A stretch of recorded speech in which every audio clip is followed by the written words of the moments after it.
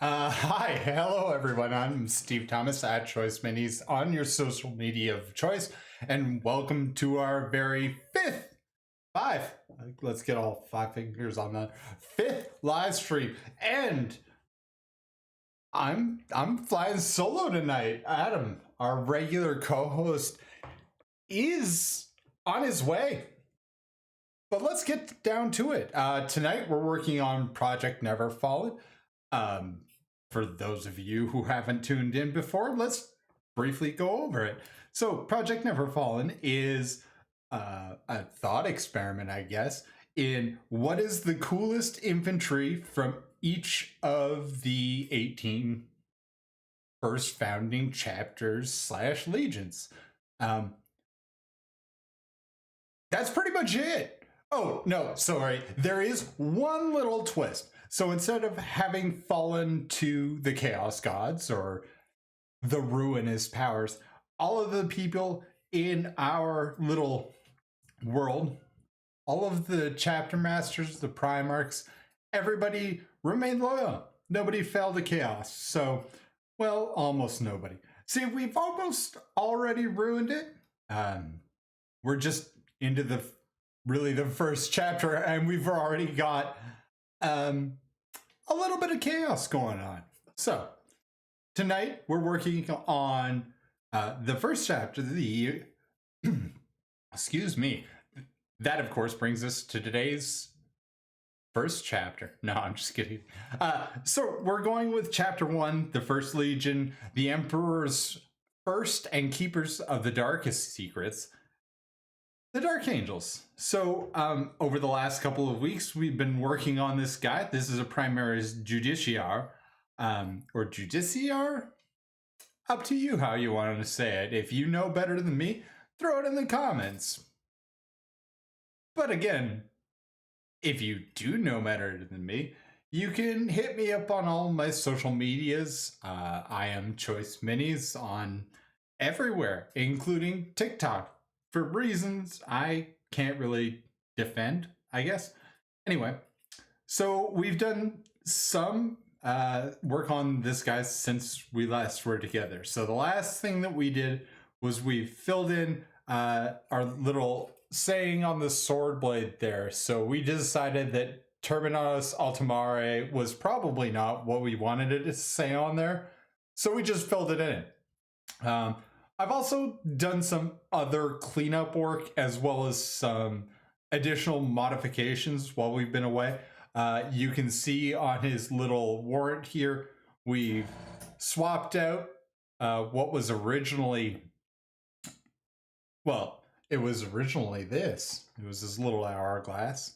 And we took the hourglass off and we attached the warrant. And now we've put a purity seal on there on our Judiciar. We scraped off that big, giant, ridiculous handgun that was large, giant, ridiculous, and breaking the physics of this particular model. And we've attached instead some of the elements off of the Primaris upgrade kit for the Dark Angels. So you can see I've added more chapter symbols, an extra pouch on there, which we modded that as well as this book. Not sure what's in the book. I assume it's full of names of the fallen, because we decided in our last live stream that this guy, he needed a new name. He needed a better name. That's not true. Well, we did decide he needed a name. We hadn't really finalized one. So if at some point when you're watching this in the future, you want to give this guy a new name, go ahead. Throw it in the comments. We'll take all suggestions on this one, because I don't have the greatest track record of naming things. Anybody who's watched me play D&D or DM D&D knows I'm not great at naming. At any rate, so tonight I wanted to get started by, well, putting some primer down on this guy. You'll have to excuse me. So yeah, let's get started on that. Let's talk a little bit how I wanted to prime this guy. So I am a big fan of neutral primers and then using really a base coat of color over top of it. So I happen to like USN Light Ghost Gray. This is just, as you can say, it's Vallejo primer.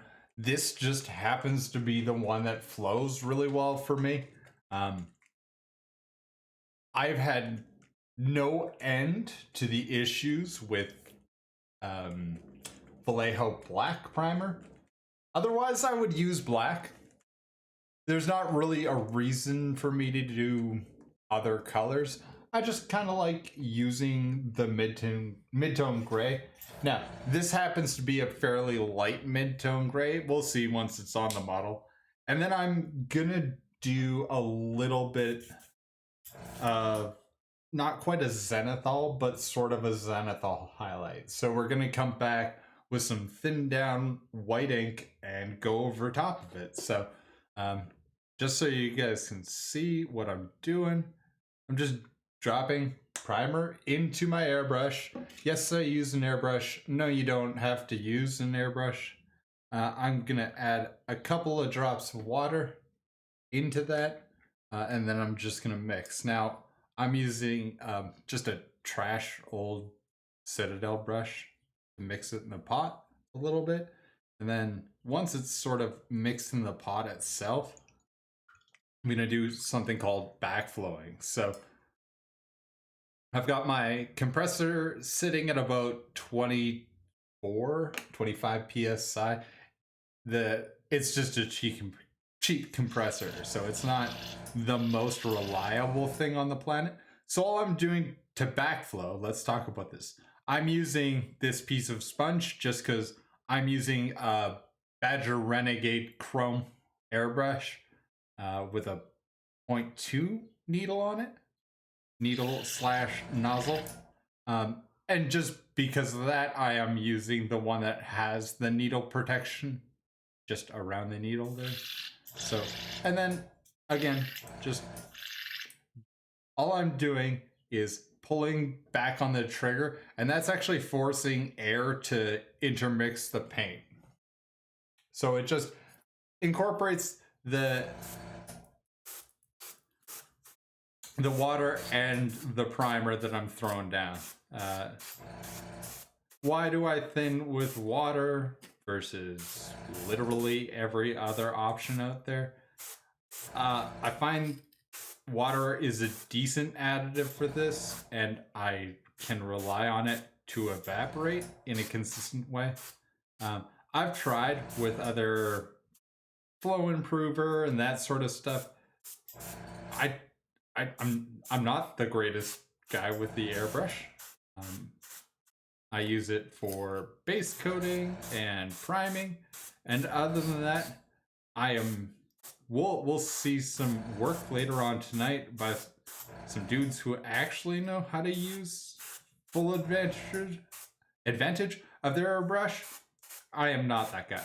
If you want tips on how to use an airbrush really effectively, that ain't me. That is not my strong suit. So we're just coming in and we're being fairly delicate with the airbrush. I'm not trying to get it all in one coat. That's probably the first thing that I learned about airbrushing is it is fast, but not like one coat and done fast. So yeah, I do tend to take it maybe a little slower than I have to. Just don't want to clog any detail in these guys. We spent a lot of time modding and getting this guy to this point. So, and we've got lots more paint to put on this guy. So we may as well be gentle and respectful of this model. So, so far you will notice this dude is helmetless or headless, period. Ew. As I just make a mess. All right, hang on. this is how it normally goes when I hobby. I do things, do them badly, and we correct, because it's a hobby. It doesn't have to go perfectly the first time, or really any of the times. As long as at the very end it looks okay, we did it. I mean, I guess it depends on what your standards of looks okay is. I am very much... I'm a competition painter at this point. I have started entering online competitions because I'm pretty good at this. I'm being half humble, and that doesn't seem authentic. I'm really good at this. You can check out my Instagram. More and more, I'm taking the time to really make this stuff where I want it to be, as opposed to banging out miniatures for D&D and the like. So let's continue to get our primer on most angles of this guy.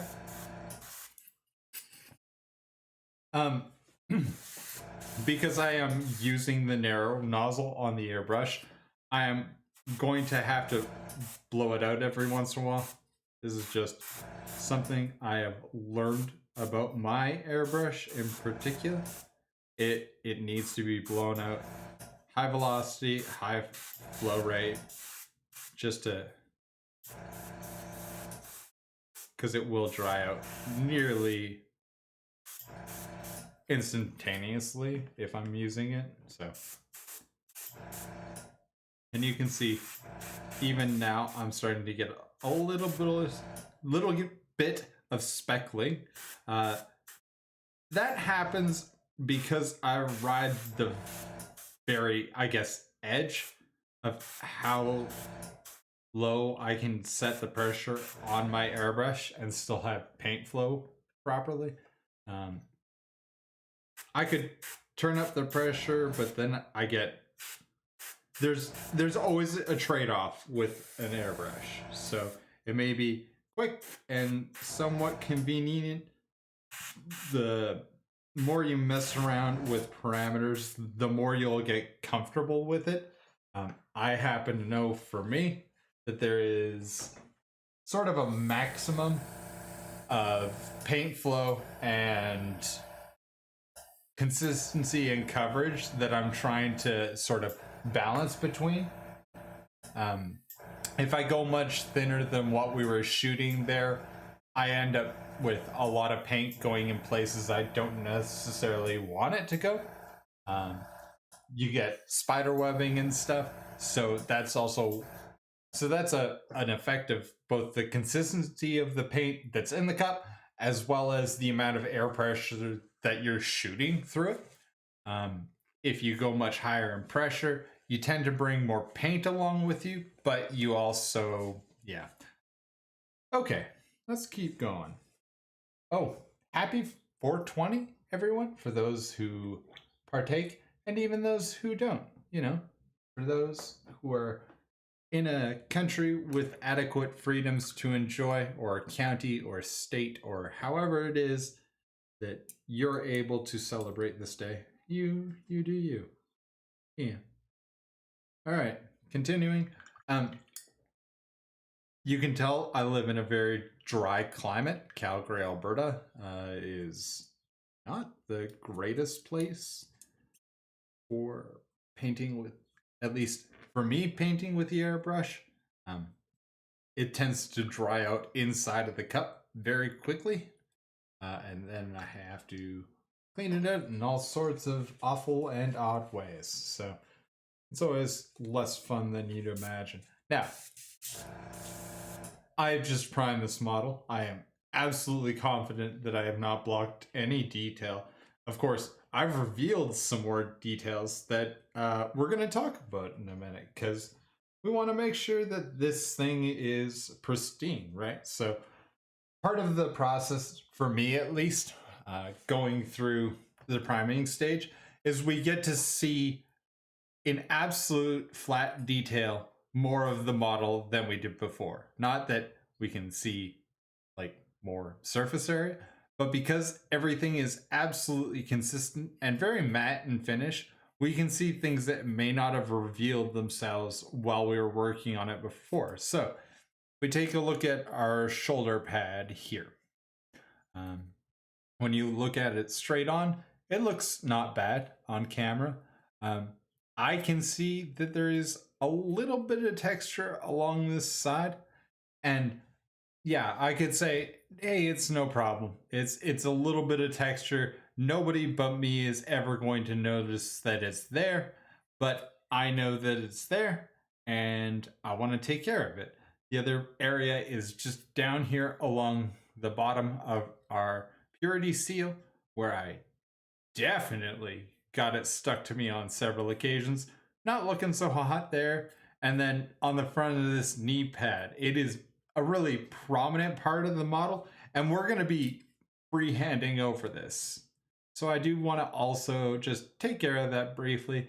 We're going to leave this to dry for a few moments. Let's talk about our helmet. Let's go over some of the details that are on here and see how we're looking. So this is a 3D printed piece because there was little to no possibility of me spending the $110 Canadian for the companions, for the 30K Deathwing companions. I wasn't there. I wasn't feeling it. So I was like, well, how else can I do this? Oh, right. I own a 3D printer. And I'm looking over it now, and I can see a lot of 3D printing artifacts. Almost to the point where I'm considering trashing this print. But instead of doing that, I'm going to show you how I'm going to take care of some of that. So if we get it up nice and close to the lens, we should be able to see that there is a little bit of detail around that eye that needs to be dealt with, as well as just along the face. I can see a little bit of artifacting. I see layer lines, sorry. Those layer lines, not a big deal if this was just a for fun model, like a display or a collection model. I want to do, part of the entire process here is I want to do this for competition style painting practice. So with that in mind, I need to go through and remove some of that stuff or plan on how I'm going to deal with it as a part of the piece. So in some of these cases, not such a big deal. These flat areas and stuff will hit real quickly with a little bit of sandpaper. And now that we've got that primer on there, it'll be fine. Like, it'll take care of that stuff almost immediately. There's a couple of tags left over from the actual supports. So we can see one there. That's a weird artifact that I frankly don't know how to explain, so that's fine. And yeah, we'll just keep going. Keep on keeping on with this stuff. Oh, I just realized I never actually opened. Sorry, you guys are getting a sort of look behind the scenes. I'm just opening up a stream room because I have a feeling that we have a very special guest with us. Adam?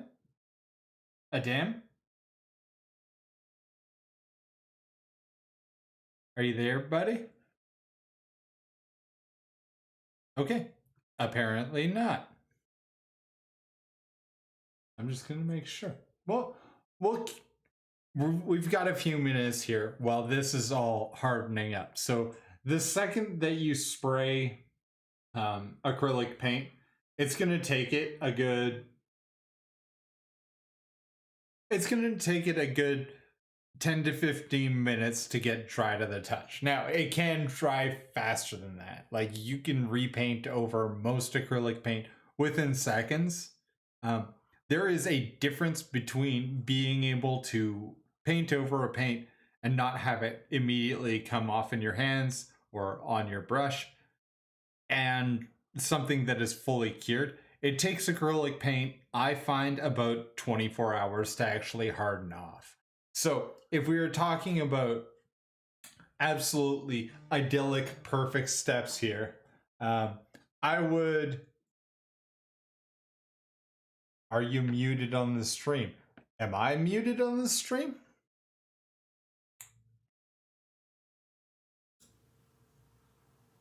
Adam? Yeah, can you hear me now, Steve? I can't hear you on Discord either, buddy. So Oh, fuck. it looks like you're in the room with me, but I can't hear you. So Okay. Let's see.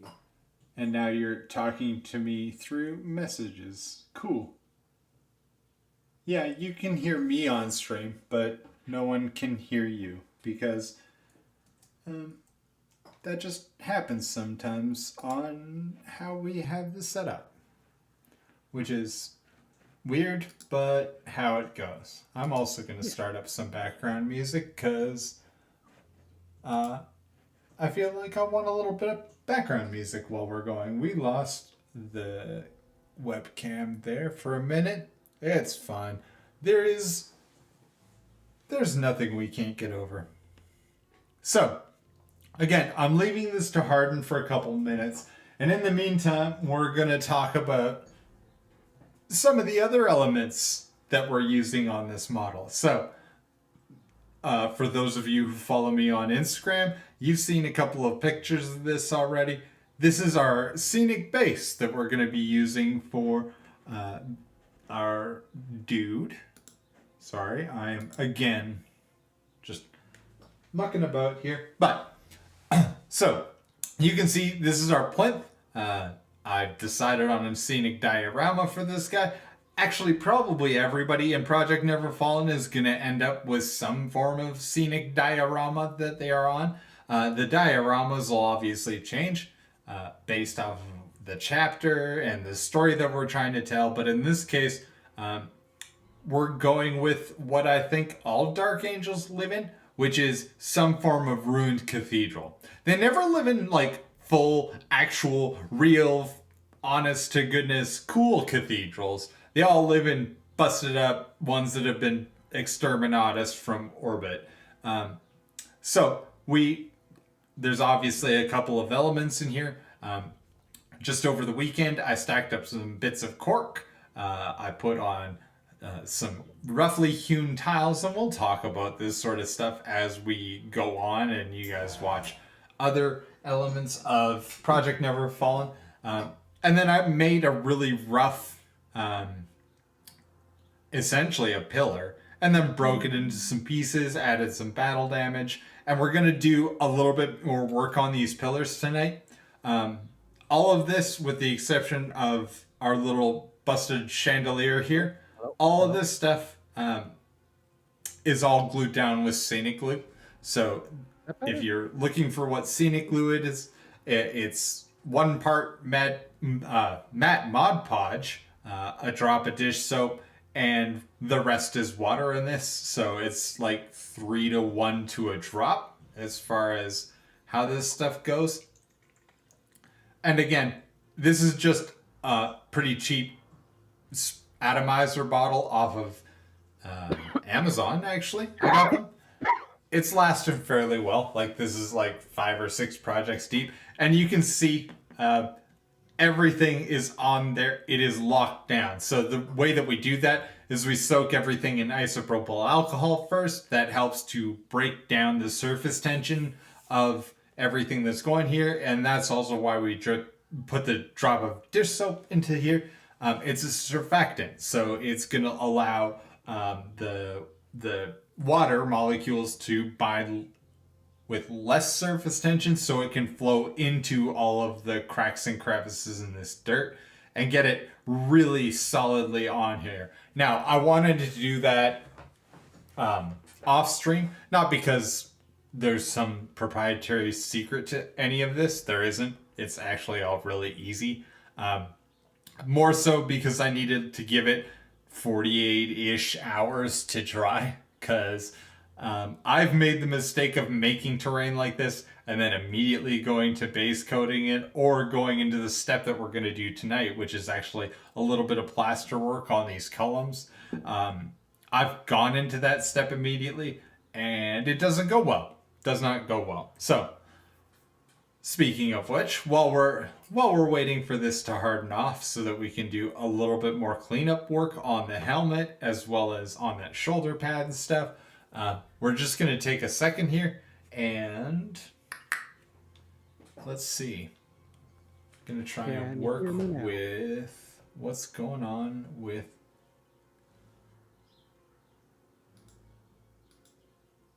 Sorry, I am trying to figure out what's going on with Adam here, because, it... Oh, I did hear a click there. Oh, hey, buddy. Hey, buddy. Was I just muted on the stream thing? You were muted on, just in my headphones. That's it. Everything else was active. So we were probably yelling at each other the whole time. That was my bad. I clicked on the lounge. Ah, it's all good. So, how you doing tonight, bud? How was work?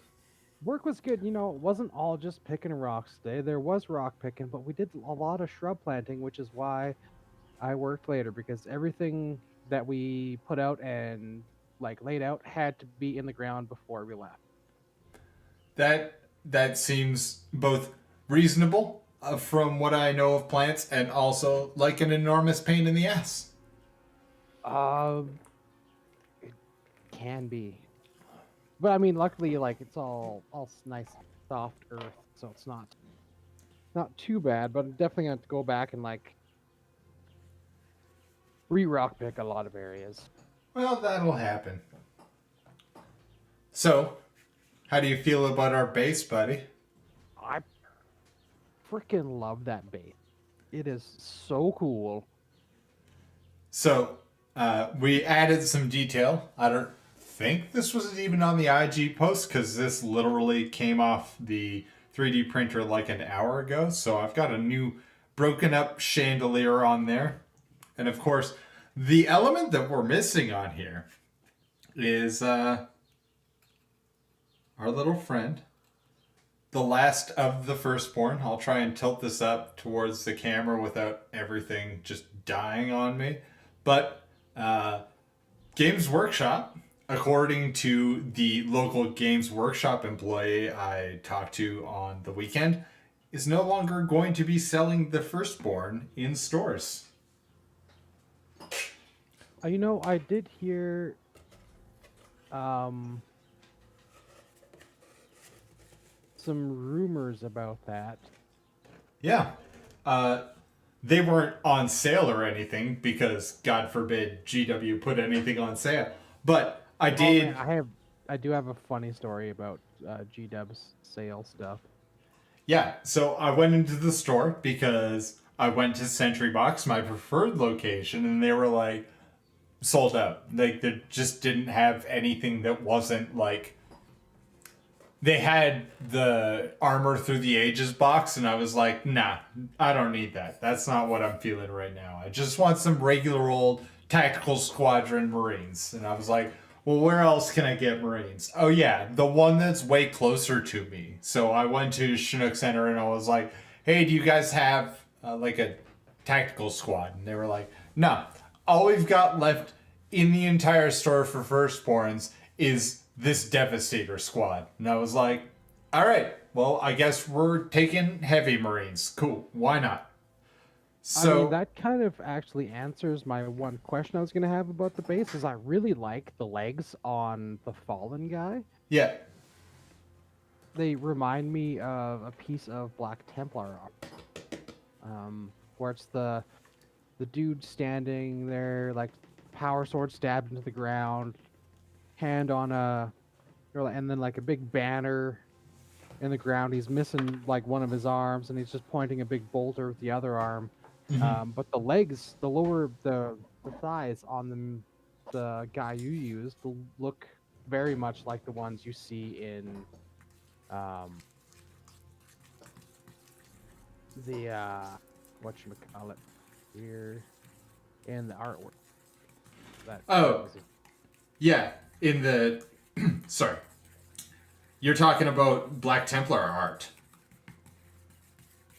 yeah, it was just the like the little kind of So that like is the lower half is the supposed to be the rocket launcher guy, right? Like yeah. that is the intention for that lower half. And then I did a little bit of scraping and scribing and got him posed up. And then actually the Devastator squad was pretty convenient because it also comes with open hands for every like for both Oh, left and for right. the yeah.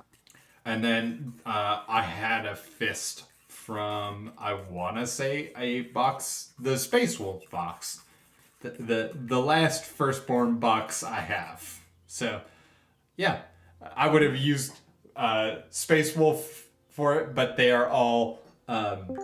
It was the Space Wolf starter squad, so or Oh start yeah, collecting box from I want to say fourth.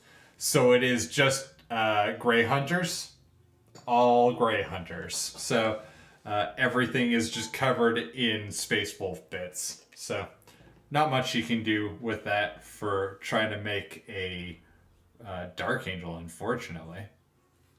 not So, uh, not really. just so that everybody's sort of up on what I'm doing here, I am dropping. This is Plaster of Paris from. I don't care. It doesn't have to be the branded stuff that I'm using, but I'm just using this as gap filler, really. I mixed it up pretty soupy, and we're just pasting it on like I'm a child because I'm putting it on in relatively thin coats over everything. Just trying to do some gap filling with it more than anything because plasters Paris takes incredibly well to being sanded, whereas XPS foam or extruded or closed cell foam or whatever you want to call it does not. It takes really well to sanding in certain ways and then is just awful at it in others. So I'm using this gap fill. And the cool thing about plaster of Paris is in thin layers, it dries nearly instantaneously and turns into rocks. So, yeah. Anyway, didn't mean to just like butt you out now that you're actually on stream with me, bud. But there you go. Oh, that's fine. I mean, I'm still kind of just catching up. That's fair. I'm also going to be rolling this as gap filler basically everywhere. Where I don't want it, for example, on the rubble and stuff along the bottom, I'm not going to be super worried about it because I'll just put more rubble over the top. If it gets into a place where I absolutely do not want it, let's say it covers over a skull or something, because I've got some skulls mixed into the base here.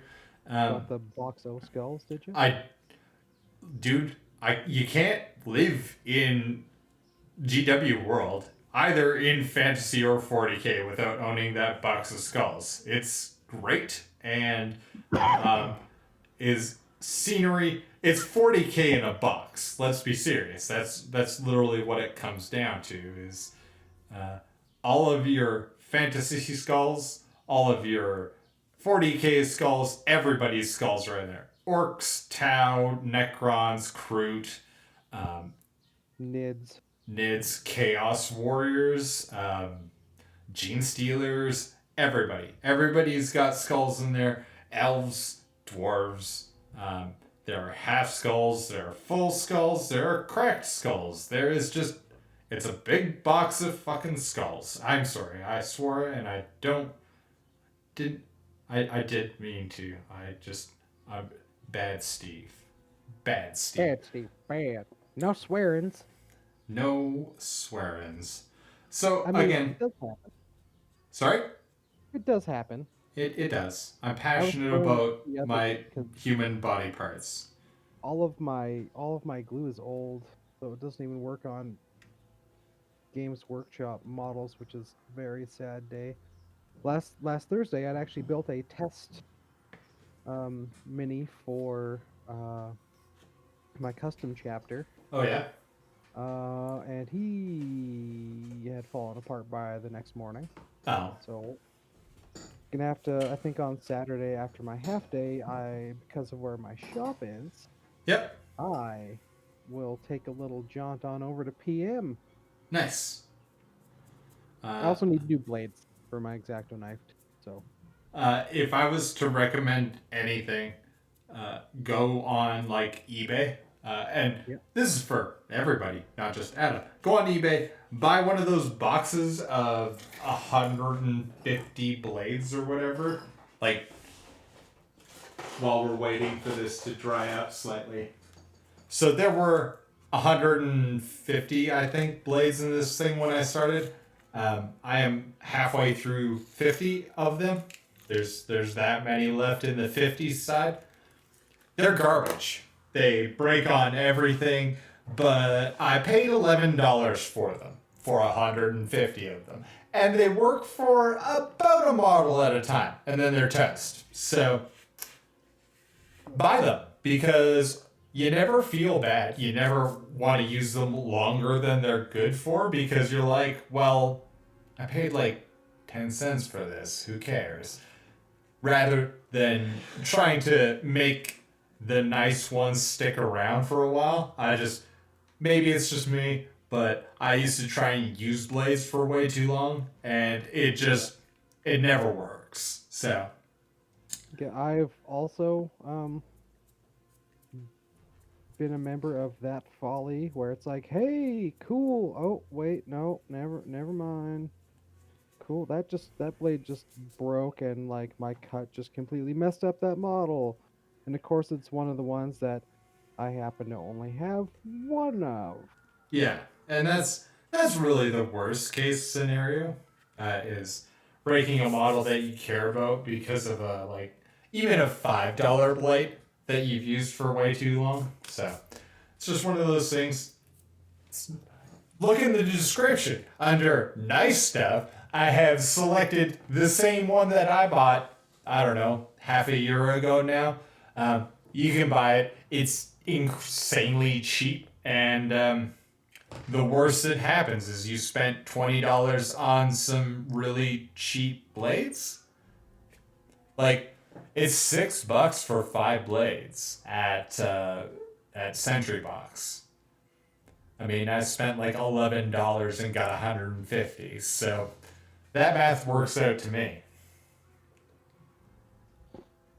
Is, pretty good math. Yeah. I mean, they're not good blades. They will wear out. But they do come with an edge. They come pretty decent. Like, they are sharp. They are usable in every way. But they lose an edge pretty quickly, because I'm sure they're made out of, not steel. So, whatever. Oh, and if you're one of those people who likes to use the point on things, they don't. The point will come off immediately in butter. So don't go gouging in with the point on them. Like, you can see this one I started with on the weekend. The point is bent over and doesn't work at all. So, but the flat of it is still going. And I built our little fallen dude with him. So, there's no chatter or anything on the model. It looks fine. So. Oh, and you're even using the Devastator backpack, yeah? Yeah, I don't have any backpacks. I don't have any power packs that aren't Space Wolfy or Primaris. So, since fair. he is... I can't help you there, because I got all Space Wolf ones and all Primaris ones, too. Yeah, so unfortunately, I just discovered that I left a bunch of flashing on this dude, so I'm gonna clean that up while we're working, while we're talking, while we're waiting for things to dry.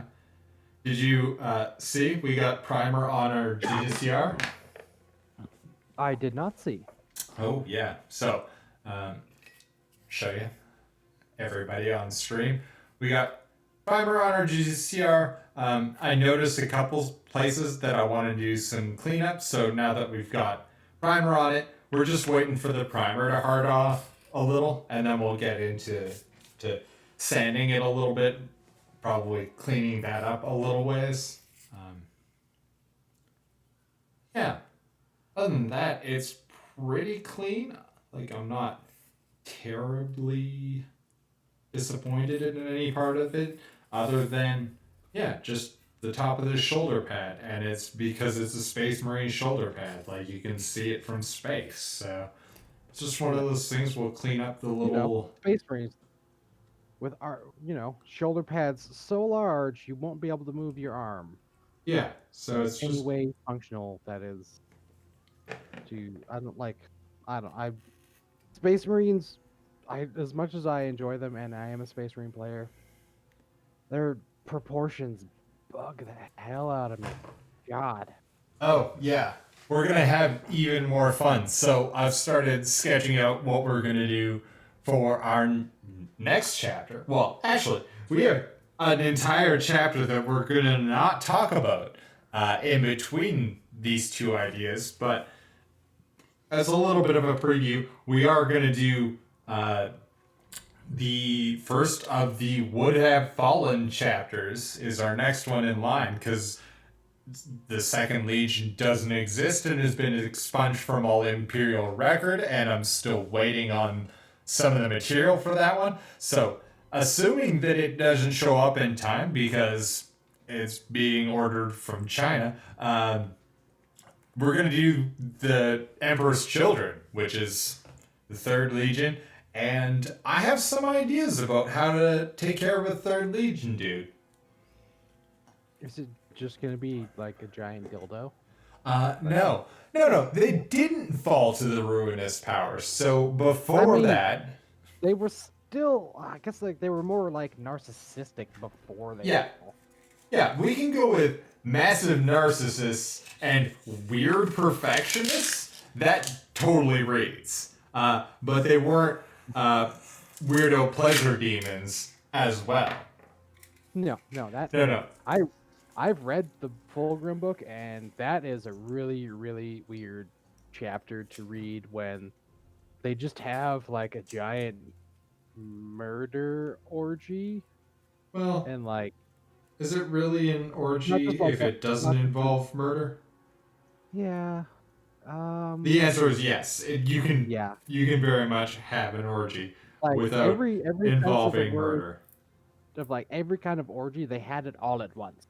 Like murder, the sexy orgy, like whatever other kinds of orgies there is, I don't know. That's unfortunate. Anyone wants to leave us a comment or something about like just orgies we know that aren't murder or sexy orgies. Yeah. We're missing. If you happen to know of other types of orgies that Adam and I may not be aware of, go ahead and throw that in the comments, because that'll definitely keep this video on YouTube. Yes. Well, it'll flag your comment, and then YouTube will say, hey, Choice Minis, if you let this comment go, that's cool, but we are not going to recommend it for advertising money ever, so don't. Yeah. You know what? If you join our Discord channel and send it to us there. Yeah, absolutely. You know what? There is an ideas and feedback section within our Discord channel that people can leave their other kinds of orgies in. But please do not put it on our YouTube video. No, it's fine. You can type it in YouTube. I'll chuckle and then delete it. Yeah, that's fair. Just saying, I'll see it in YouTube Studio. I'll go, yeah, that is a good type of orgy, whatever your name is. And then, unfortunately, you'll never get credit for it, but I'll probably chuckle. So, go ahead, throw it in the comments. Unfortunately, only you and I will ever know it existed. So, again, we're just waiting on some stuff to dry. You can see how delicate and thin the airbrush primer is, so it is very, very thin. That's fine. That's really what we want out of primer. We want it to be on there and to stick and then to get the heck out of the way while we put cooler colors on this dude. So, yeah. Speaking of cooler things than me talking about blank plastic, you know what time it is, Adam? Oh man, is it time for the news? News.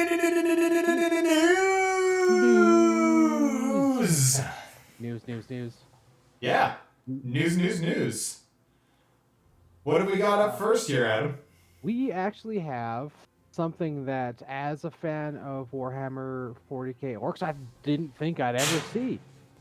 Which is, I mean, I guess they're not technically a replacement for the current Orc boys, but they look way nicer, and you can bet if I ever find the time, I will be making a Orc kill team using these guys, which are like a new sub-faction clan sort of thing within the Orcs. So they're the Beast Snaggas. Yeah. This is actually the second model that they've shown of these guys. So the first one was, I want to say, like a week and a bit ago. Maybe I'm wrong on that one. I think it was like a week and a half, 2 weeks would be about right. Yeah. I think it was New Model Monday a week, 2 weeks ago. Either way. It was at the same time as, what's his name? When they showed off the Great Slime. Croak. Old Croak. Yeah. Yeah. So that was last week. That one was riding a squig, and everyone was like, cool, new squig riders. Cool. Why not? But this is way cooler. I can't wait to see like more of these Beast Snaggas. Though with Games Workshop's other news where there won't be any more new releases until frickin' end of May. Yeah, so they ripped off the Band-Aid on, what was that, Saturday morning. They were like, hey, the pandemic affects us all, and we're no exception, so there's going to be no new models for at least 2 weeks. And then it came out after that it's actually more than that. So the current rumor mill is that it is the middle to end of May, the next time they're releasing models. And if what's it called? Curse City is any demonstration of how GW is handling model launches right now, it's probably a good idea that they're taking a couple of weeks off. So yeah, it did not go well. No. For as much time, effort, and marketing dollars as went into Curse City, to have it be sold out already and have no plans for resupply, not good. Not good. Yeah, like, did they, like, I thought they learned at Indominus where they're like, hey, we only released a portion of what we were planning on releasing because we just wanted to mess with all of the scalpers who bought, like, 10 and didn't leave any for anyone else. And then like a week later, they're like, oh yeah, here's the rest of our stock. And we're also doing made to order now. So even if we don't have stock, you order it, you will get a freshly made box. It'll just take longer. And then I remember looking at like saving a couple eBay pages and stuff where scalper ones went from, I think like one of them was like $950 for an Indominus box. Oh boy. Nope. And then like after Games Workshop did that, it was I think it was like $150. Yeah. After that, and I was like, cool. One thing I did still see a lot of was the people who bought it and were parting it out. Yeah. I mean, I searched those out just to get more Outrider bikes. Yeah, I have no problem with bits resellers. I'm never going to get mad at somebody who goes through the process of clipping that stuff apart and making it available before GW ever will. As somebody who still laments not owning a Lord of Contagion, Yeah, I get it, but also GW's been a mess for years now, and there's not really much I can say that excuses them. So let's move on to the next news item. Now that we've all made ourselves sad. Yeah. So if you guys click on the second link down there, it is Hardcore Miniatures. And I'm actually a really big fan of this company. I do have, it's not in this section, but if you go to like their shop main page and whatever, and go into the Marvels, which is like essentially orc versions of Marvel characters, I have the Orc Buster suit, which will be my mega boss that I take into Kill Team once I get glue that will actually work on it. Nice. But what makes me so excited about this is it's space dwarves. Space dwarves, baby. And they look so good. Oh my god. Our one sad, lonely, or two sad, lonely squats in 40k now could have some friends. Look at them. Yeah. Like, Look at those I love friendly dwarves. One of the things they come with on their like accessories spur is just a pickaxe and like a frying pan. Of course they do. Yeah. And like the heads are awesome too. Like they're the Space Dwarf bear heads, aside from the one that has the very obvious cyber eye, like there's nothing stopping you from using any of these on like fantasy dwarf. I mean, they are all holding. Maybe I'm not looking at the right ones. They've all got like assault rifles in hand. Oh no, I was looking at the like just the bear heads. Oh yeah. Sorry, I'm looking at the full models here as one is wont to do. But yeah, just those heads individually. Those are some great heads. Yeah, like there's nothing about these minis that I don't like. I love everything on them. And they are pre-order, and I did get my Orcbuster suit as a pre-order, which is nice because he always has the pre-orders on for like 33%. Like between, like I'd say the lowest I've seen actually is the 18% here on the full squads. But I've seen it all the way up to like 50%. Huh. And he does that on all of his pre-orders. That's totally fair. I've also talked to this dude on Instagram. I highly encourage everyone to follow him on Instagram. He's a super nice dude, and just add Hardcore Miniatures on Instagram if you're looking for him. That'll find him.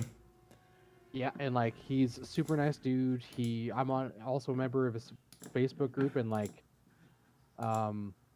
I was one of the people who voted for Space Dwarfs to be his next project because he's like, hey, what do you guys want me to make? Well, thank you for bringing us Space Dwarves. You guys are welcome. I enjoy a good Space Dwarf myself. I thought other people would too, and like the guns are amazing. Yeah, it's neato all the way through. I do like the laser guns take me back to like 2nd edition Warhammer 40k laser gun. Yeah, I can see that. Yeah, I mean, this is, I do have to say, like, on the actual model photo, looks not bad. Like, he's got the one of the sergeant where it's actually painted up and whatnot. Looks pretty decent, but as is always the case, I have been burned by this before. Don't buy renders. Look for real models. I know that Hardcore does actually make nice stuff, and he does get like really good painters to commission his stuff too, like when he's doing his demo models and stuff. I wouldn't have an issue with that, but I'll just say it out loud because I've been hit by this. Don't buy renders. Buy models. Yeah. He does actually have a specific section in the shop for just buying the STL files, and I think he only sells like a couple STL files from some of his like very first ones when he was first going. Oh yeah, and like when I say don't buy renders, if you don't see an actual printed, assembled in real life mini, don't buy it. Like, don't go after somebody who's got an incredible model that is just a digital file, because there is a huge difference between what you can do in digital sculpting and what actually is a miniature. So, just As Steve learned when I sent him, I think it was the BattleTech Goliath. That was just a garbage file, but it was free, and it was the only one in the alpha pattern I could find at the time. But now, and it's it goes beyond even that. There's some artistry to posing a model and being able to pour it and cast it and all the rest of it. Just save yourself some heartache. Buy models that are actual physical models. I don't want to call it the particular manufacturer who has raised my ire on this one. Just know that I've done that before, and I still hate them. Won't even say their name. Can't get my name in their mouth. Or their name in my mouth? That one. Yeah. What's next, Adam? What's next is a little piece of my heart. MechWarrior 5 and their developer, Piranha Games, have finally, after 2 years of frickin' waiting, given us a date for not only the promised DLC that was supposed to come out 6 months after release, and idiots like myself prepaid for it, but also their console port. And they did also, like, Piranha Games also did just get bought out by EG7, which is European Gaming Conglomerate 7.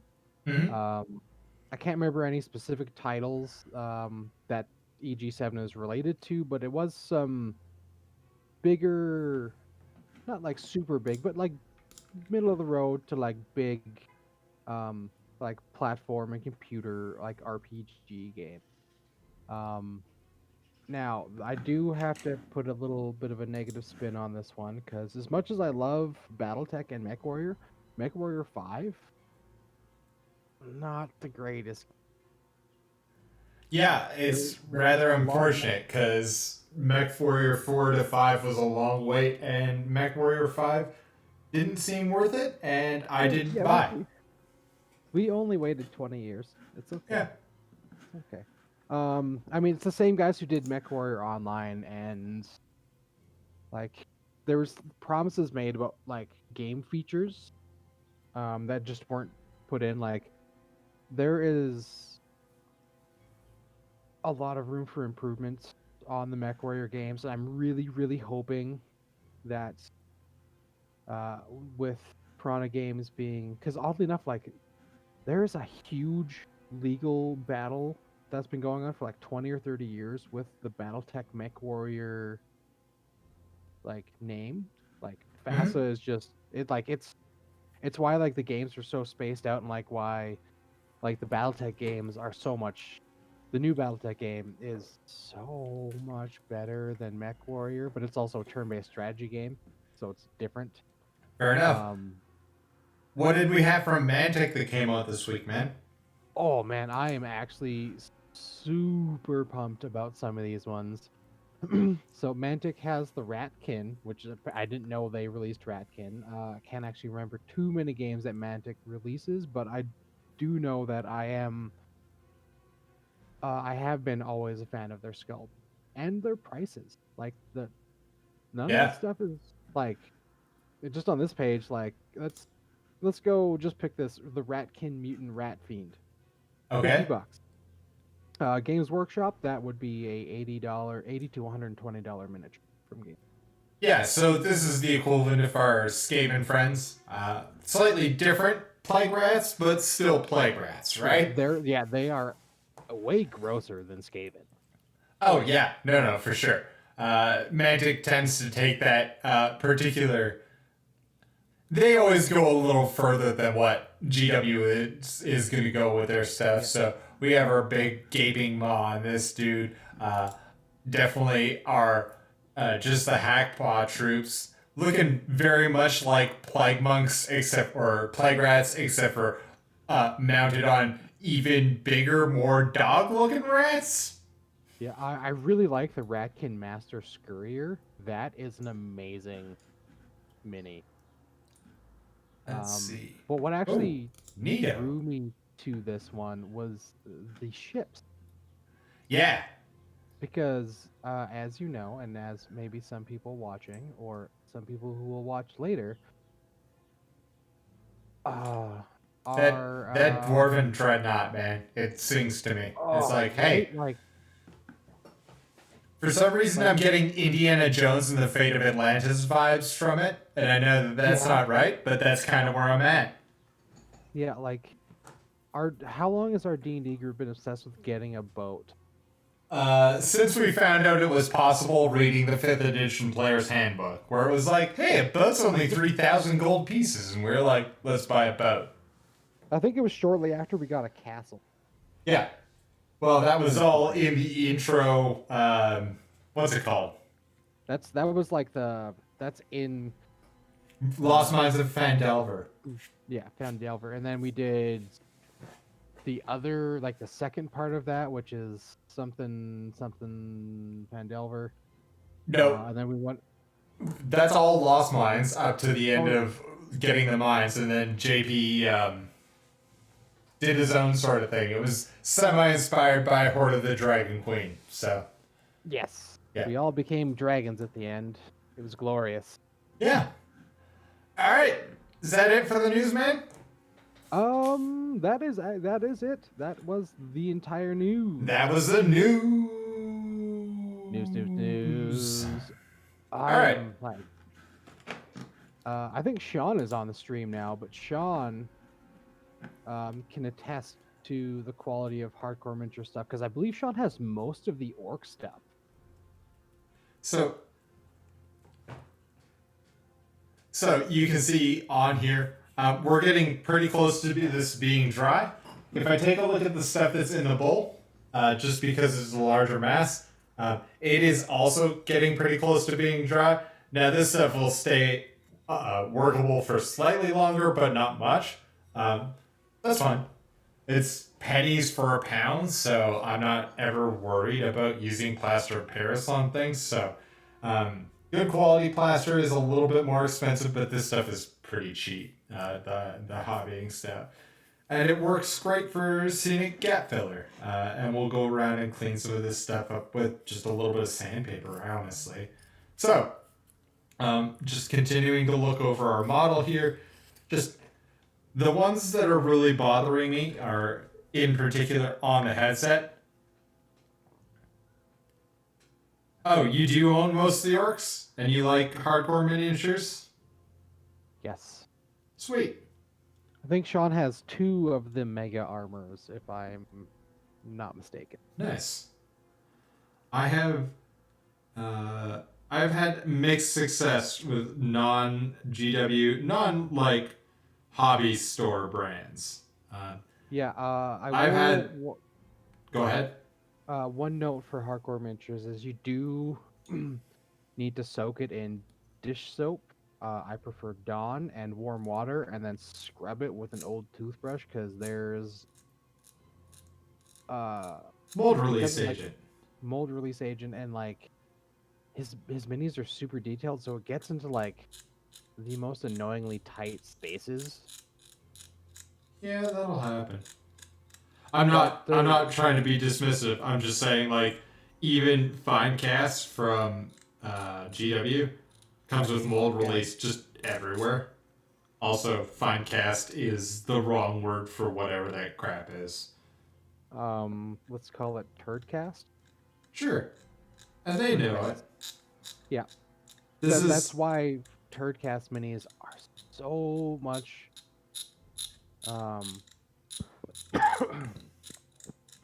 so much more it's just effort. Cheaper.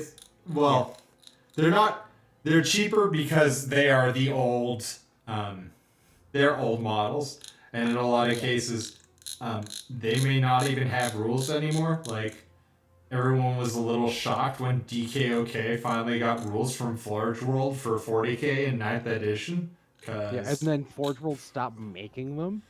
No, they still make them. It's just that they like put them into production like once a year. They're like, oh, we produced 6 of these. That was Steve, good. we're getting an echo on your end.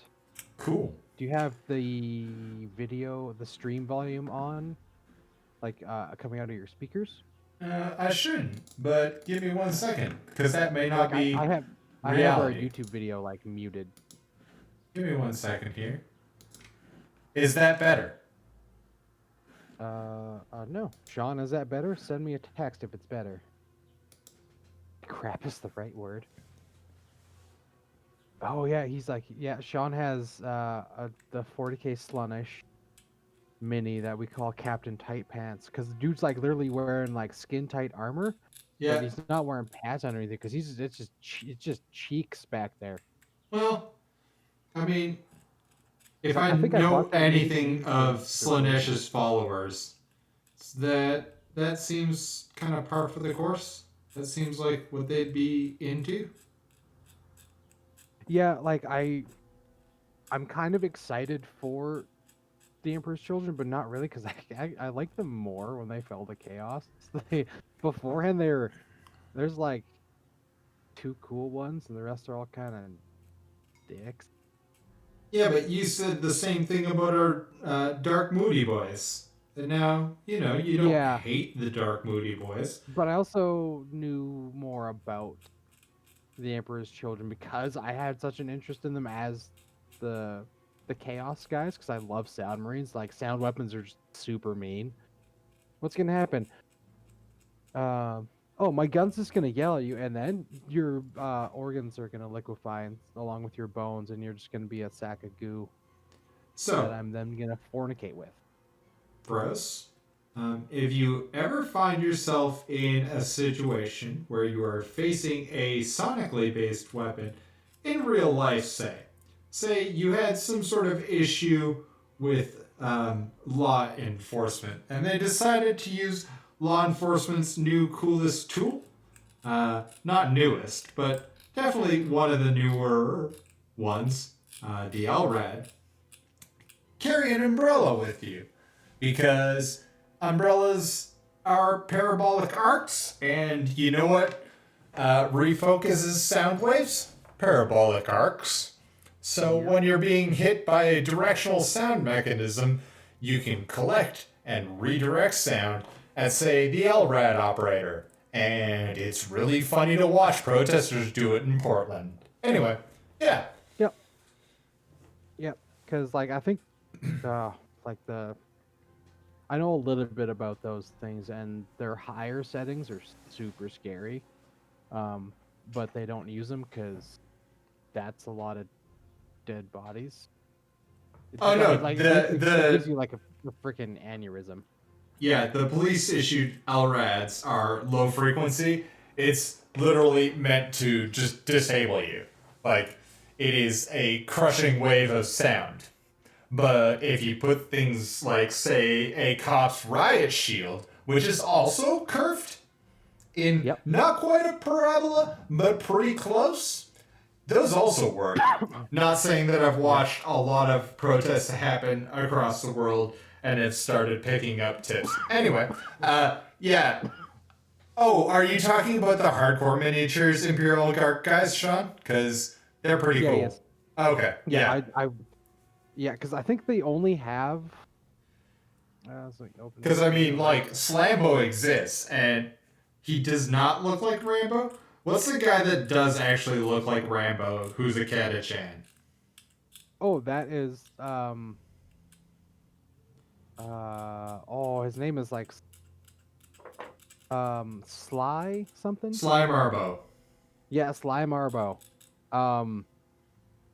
Yeah, he's actually one of my favorite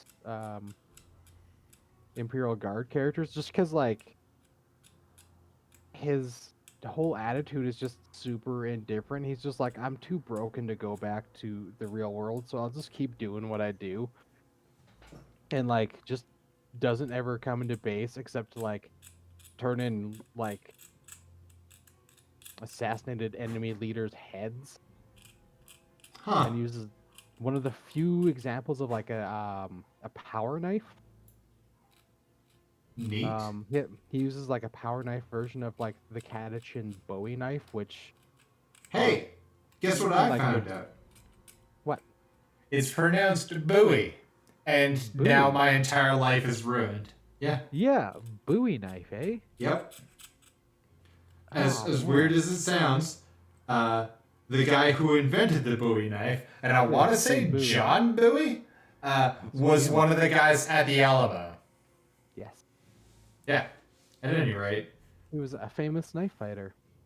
Well, famous loser of knife fights would probably be an accurate way of describing how that normally happened for him. But yes. Yeah. I mean, there's a reason why he had them make him a custom-made, essentially short sword. Because who wants to fight a dude with knife scars and a small sword in his hand? Also, Bowie knives, I guess, are balanced for throwing, which is scary for a knife that size. Weird story. He also tried to take over Nicaragua. Just reasons. I mean, it was the American colonial period. They did a lot of stupid crap, but did also raise a militia to go and try and take over parts of Central America, and then when that failed, invaded Mexico. Yep. Just things that people did. I want to go back, not 2 full centuries, but 150 years. I feel like I could really make out 150 years ago, because nobody knew anything. Nobody was skilled at anything. Me, with my high school diploma, would be extremely well educated. Right? I could be the doctor. Everybody would be like, no, that guy is the doctor. I just realized I don't have... Oh, I do. Never mind. I was like, I don't have sandpaper in here except for this 1500 grit, and that'll take 8 hours to sand this down. So instead, we're gonna keep sanding this down. So I'm just using, this is 220 grit. Gonna move some of the not really wet but not fully dried paint out of the way. You can see I'm just using this to fill some of the gaps and stuff. Again, even with this stuff on the pink plastic or the pink extruded polystyrene, again, this stuff, that's why we put the plaster of Paris over top of it, so that I can smooth it all down and make it nice, because we want it to be nice and relatively smooth, and this is cheap gap filling material, so we go with it, right?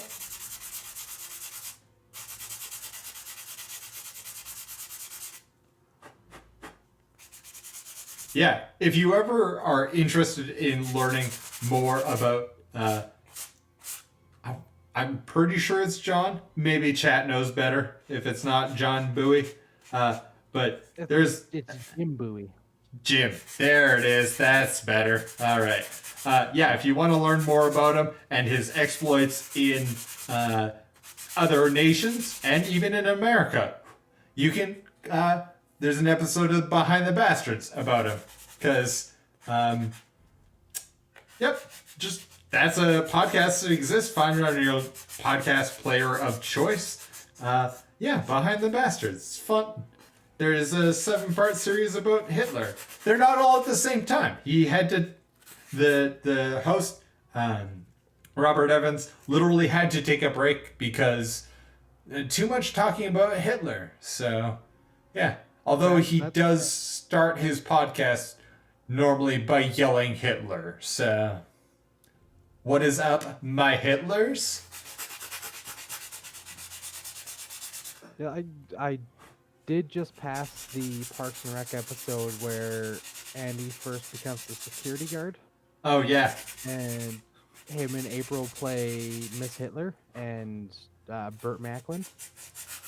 I do Agent love that Burt episode. Macklin, FBI. Yeah, that's really good. I'm glad I'm finally watching that show.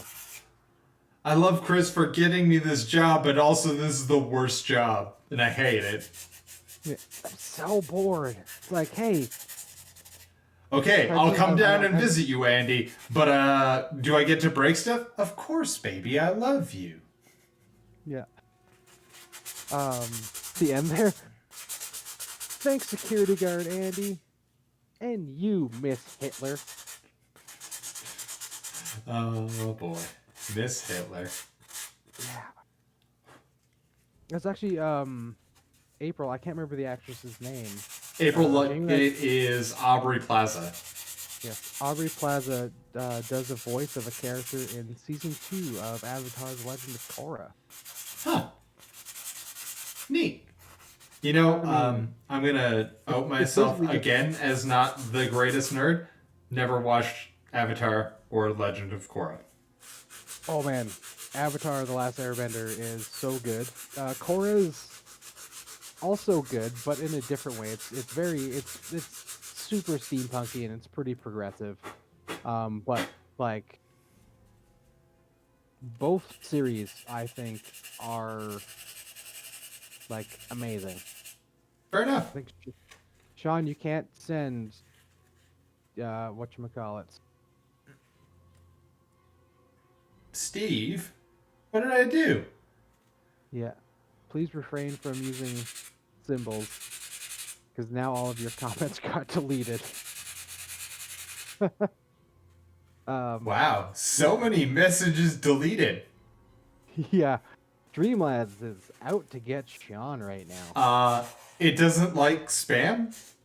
I have it on like moderate spam settings, so I'm sorry, Sean, if you're no longer allowed to talk on stream. I'll have to deal with that in a few minutes when we go on break. I apologize that I set Streamlabs to overly aggressive. Oh yeah, you. Okay, so I've tried 4 separate times to watch Avatar: The Last Airbender, and I get through 2.5, 3 episodes, and it just, I don't know, doesn't really catch me. Like, That's fair. Like, it is, like, the first 2 seasons, I'd say the first season and a half, 2 seasons are, it does feel very much like a kid's show, but I find that, like, as, it does mature well as they do age, like, the characters 4 years. fair enough. I It mean, feels- the last half of the last season is so dark. Guess I should not have put exclamation marks. Oh, maybe. I don't know. Yeah, maybe not. The one that it seems to be mad at is that it was spam symbols. So, which, yes, it's that many exclamation marks. I think the max you can put in is 6 before Stream Element starts getting all mad at you for it. So, Yeah. but, and it's not that I haven't heard wonderful things about Avatar, and that I don't wish that I could watch it and enjoy it the way that it seems to light up so many people. It just doesn't for me, for whatever reason, and it's probably because I'm a broken husk of a man, but...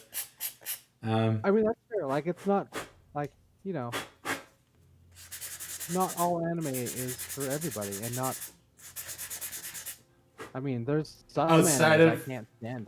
That's fair. Outside of Studio Ghibli, and I lived in Japan for a while. Outside of Studio Ghibli, it doesn't do it for me. Period. I haven't found like Akira and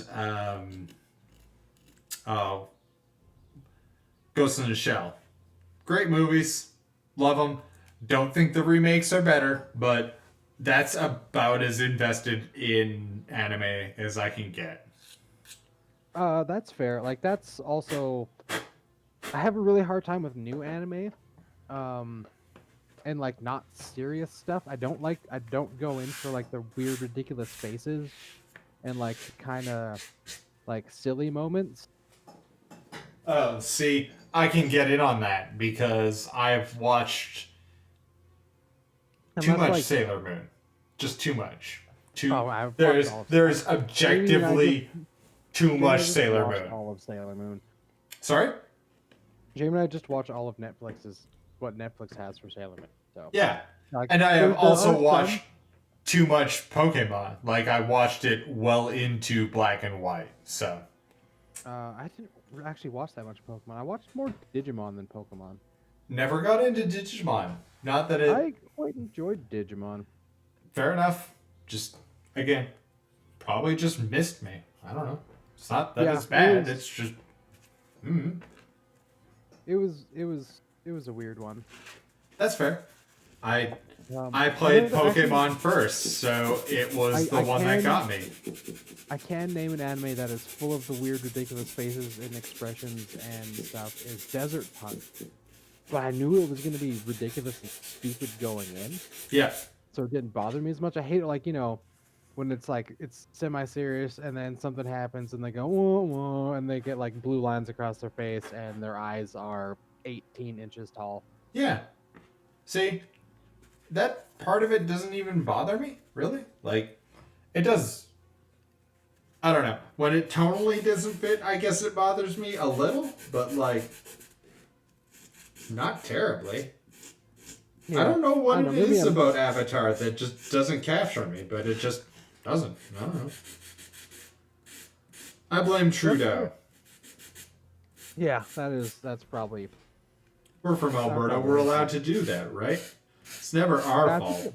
It's Ottawa. Like, yeah, like we have to do that, so many times a year, or else we can't live here anymore. Oh yeah, they take away our Alberta card. Mm-hmm. No more giving her, bud. Yeah. Which also comes with a lifetime subscription of truck nuts. Even if you don't own a truck, it's like $7. Oh, One Punch Man. I tried. I want to say I got through the first season, and I haven't actually watched One Punch Man. It's about a dude who wanders around and is bored of being the most powerful. It's great.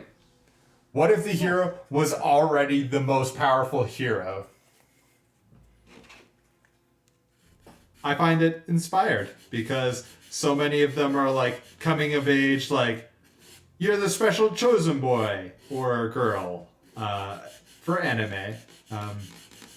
But like One Punch Man is like, you already won, so what do you do once the world-ending disaster is already taken care of, and you are still super powerful and everyone wants to challenge you, but you're not really challenged by anyone? It's great. It's a good time. I didn't stick with it for very long, not because, again, it was bad, but because I needed to watch The Office for the 742nd time. So, that's fair. Like, the amount of times I've stopped mid-season on a show just to rewatch 14 episodes of Firefly. See, for me, it's not even Firefly. I watched both. It's 2 seasons plus Serenity, right? For Firefly? Or is it 1 season plus Serenity? 1 season plus Serenity. Yeah. Watched it. It's not bad, but it's not better than like Babylon 5, which is not good. I know, I'm losing subscribers with my very opinions, and I'm not saying that if other people like these things that they're not good. It's just not my bag, I guess. Maybe I just don't like the good things. I don't know, like, I love Babylon 5, knowing full well it is an absolutely awful show. Oh yeah.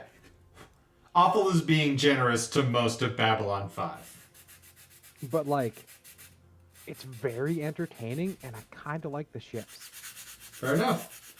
I also didn't like Battlestar Galactica that much, and it won an Emmy, I'm pretty sure, so... Yeah. I don't know. See, like, I can kind of go both ways on that one, because, like, I loved it when it first came out, and, like, I own all of it. But I recently tried rewatching with Jamie, because she's never seen it, and I couldn't do it. It's slow. It's very slow. I think the key is you got to skip the first 6 episodes. No, you gotta watch that first episode. You gotta watch the fall of not Earth, Of the whatever it's called. colonies. I don't know. Listen, I had friends. Hell, they watched Babylon 5, or not Babylon 5, Battlestar Galactica like a dozen times in 4 years. And every time I was like, this is objectively good. It's just not hitting with me. So, No, it doesn't hold up for me. I've never been able to watch it again. that's unfortunate because it seems like the sort of thing you'd really love. So, Yeah, like it's really like I loved it when it was out, but like there's episodes I go back and like find and watch because I was like, oh, that was a good one. Steve, how many seasons of Babylon 5 is there?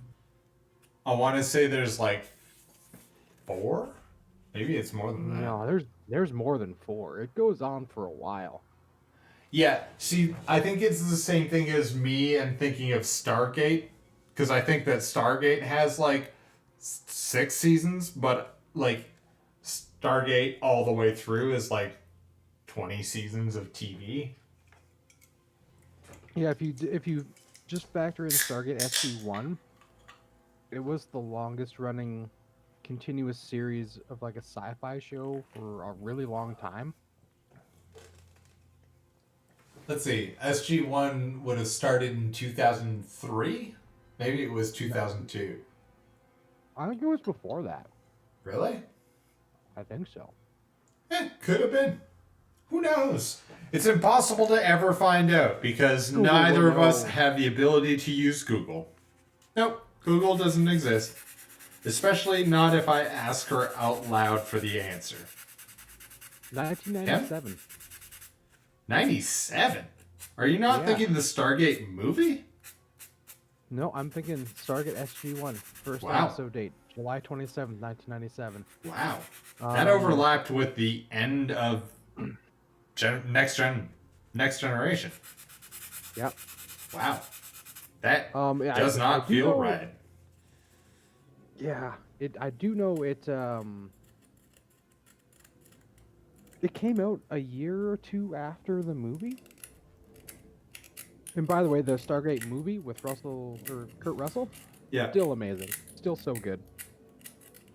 Yeah, but it has almost nothing to do with SG-1. True, but it is canon though in the show. Oh, yeah. Yeah, but, like, everything changed. Yeah. So, you'll notice that with all of our chat of cheap, crappy knife blades, now that I've got basically rocks on here, I can mess with those rocks. I can scrape at them and scratch at them and crack them and do all the getting rock texture into things that I want, because this is now rock, basically. I mean, it's a really thin layer of rock, but it's not rock. Yep, that makes sense. So I'll do some tracers of gunfire by just sticking the end of the old broken knife in there, which is fine. So you can see we make some bullet traces across here. Maybe give some indications of some damage. I still got this huge bit here, and since this is just a garbage blade I don't care about, rather than spending 4 hours sanding, I'm just gonna use the knife and trim it down faster, because this is faster and easier. And don't get me wrong, I love making terrain, but if I can make terrain that looks cool and doesn't take all day, I'm gonna do that. And if I have mistakes that don't look great, you know what I'm gonna do? Adam, can you figure it out?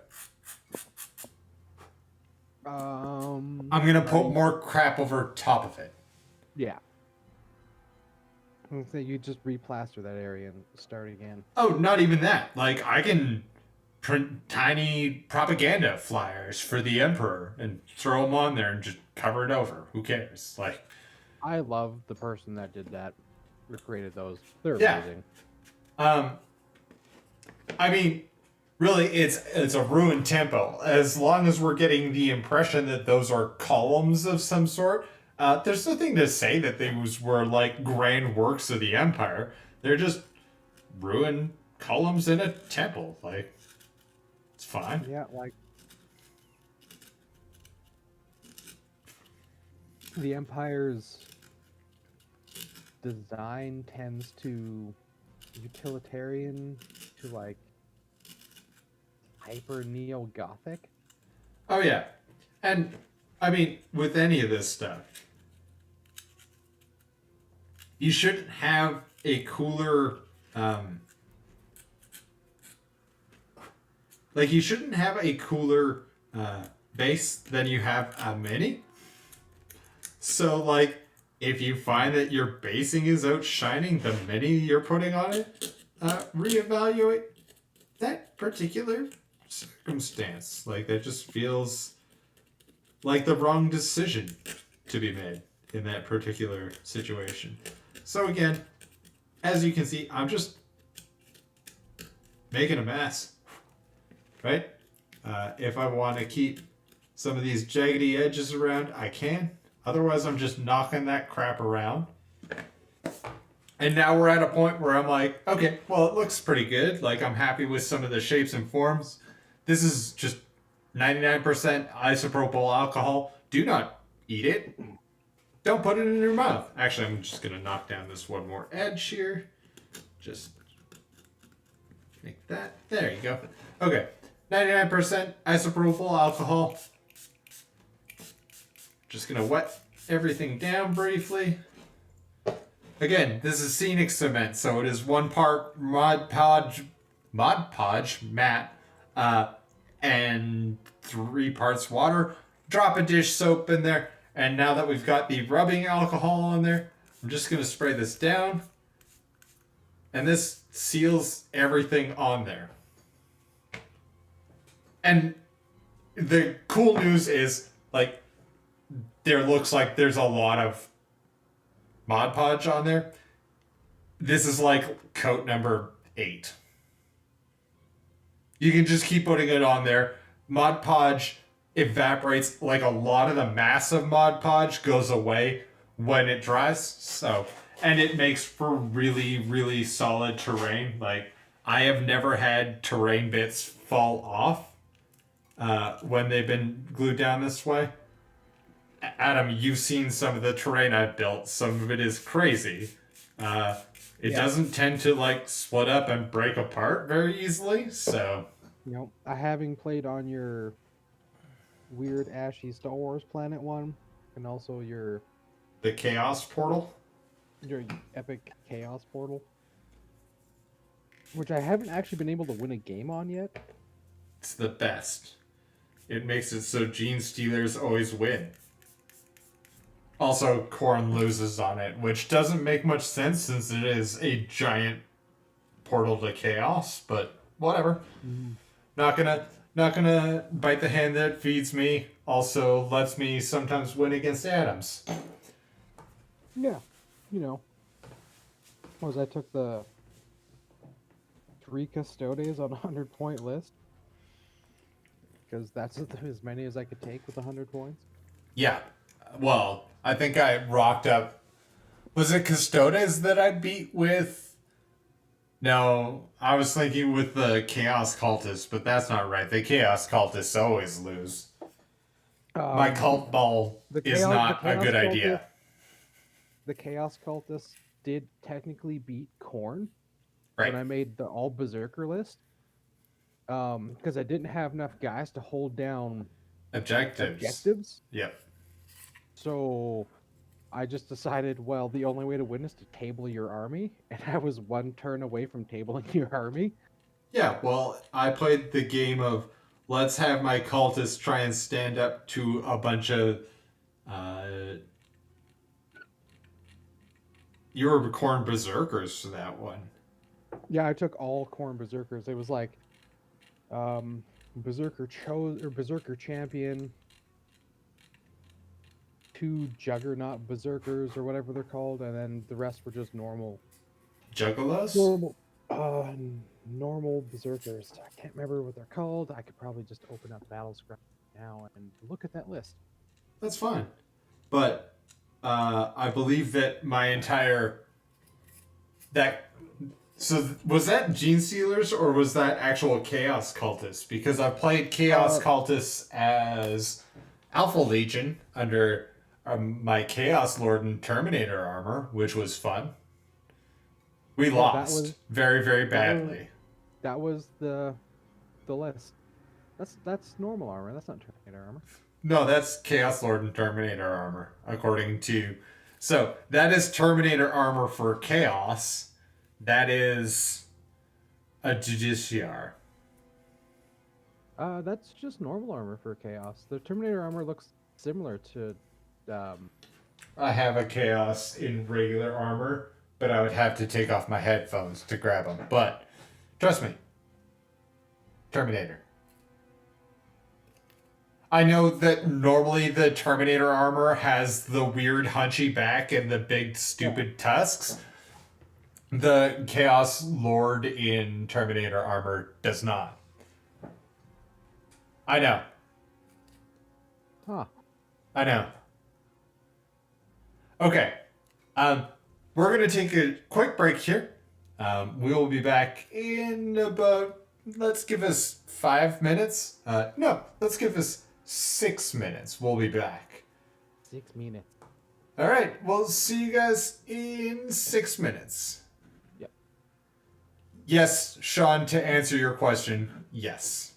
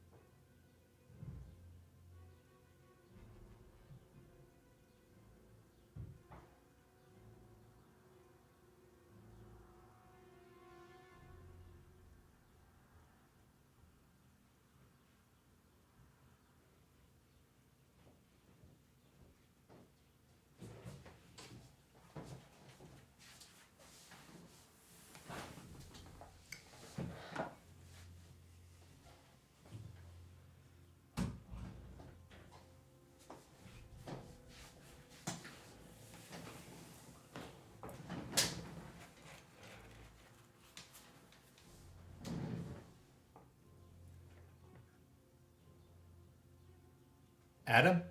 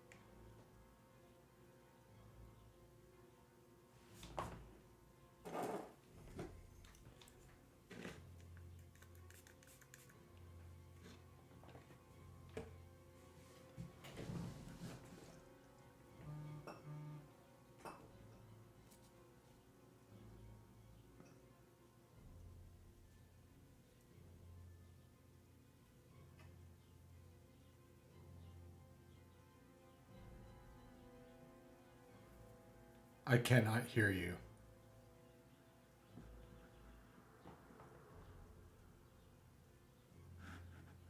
Hang on, that's on me. Can you hear me now? Yeah, I can hear you. We're good. Cool. I'm just listening to the output one instead of the input one. It's fine. Okay. Yeah. If we're good to go, let's go.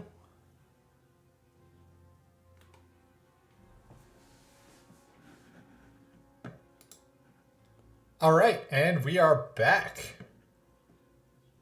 Yes, we are. We are indeed. Something I just discovered? What's that? There was a Stargate cartoon.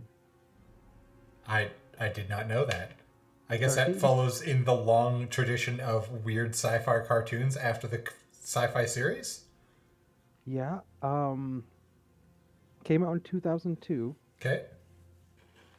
So still while Stargate is Stargate SG-1 was still airing. Huh. Okay.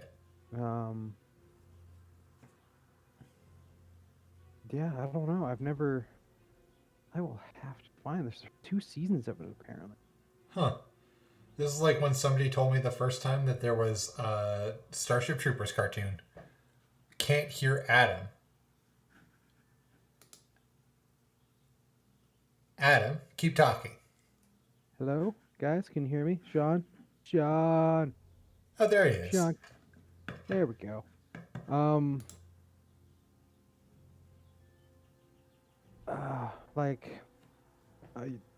thing I have heard is that you're getting yet a new Stargate TV series. Huh. I have... But it's going to be kind of more of a continuation off of like SG-1. Okay, instead of off of Atlantis? Yeah. That's fair. And I believe it is like the same group that did SG-1 as well, and part of Atlantis. Or at least did like the end of SG-1. Huh. Neat. Yeah. I will admit I've watched at least the first season of Atlantis and Universe. I don't know how much Stargate I've... See, this is the thing. I love sci-fi books. I loved Star Trek The Next Generation. I liked parts of Voyager and DS9. I am not a huge sci-fi nerd. Oh, I am the biggest sci-fi nerd. I wish I was more of a sci-fi nerd, but like 40K has been my first real dip outside of like pretty basic stuff into sci-fi nerddom, and it's more because it's like a combination of weird gothic horror essentially and sci-fi. If I was to give landscape, I guess, or like a scope to, like, I really love the Tyranids because of how much it is just like a Cthulhu like elder gods sort of sci-fi element. So I don't know. Yeah, that is true. Like reading more about the Carcharodons. Yeah.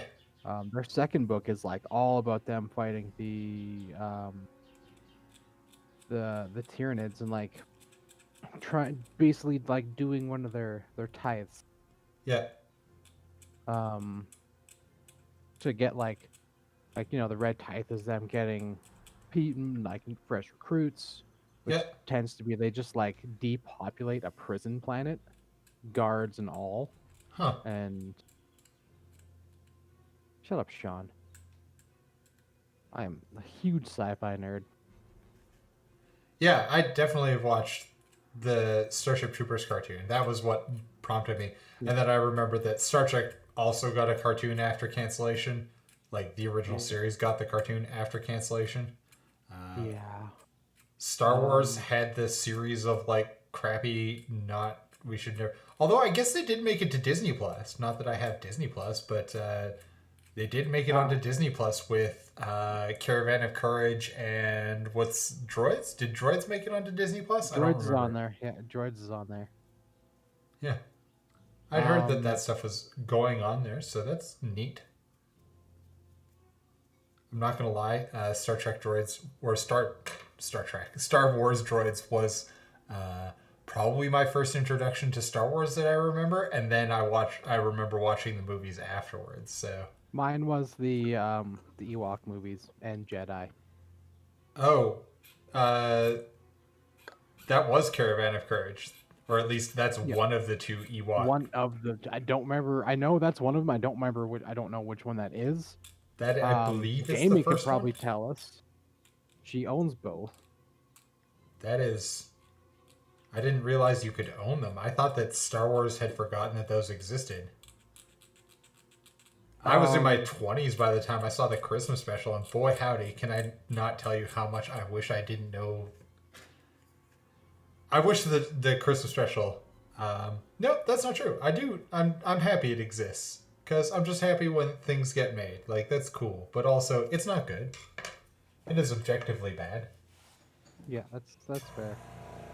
So the one unit I was thinking of in the Berserker list was the Berserker Destroyers, but I'm only allowed to have 2. Yep. And like, they are. Let's see. Well, it's like my Death Guard. I'm only allowed to run the Gunner Sergeant and the Gunner, so I can't just have 1,000 guys with what's it called? It's the one that launches plague grenades. And the Plague Spewer. There's Plague Spewer, and then there's the Blight Launcher, I think is the other one. I'm not allowed to just run a list that is entirely those, which is a little sad. But, you have to take Poxwalkers and whatnot just so that you have objectives secured, right? So, makes sense. Yeah, that does make sense.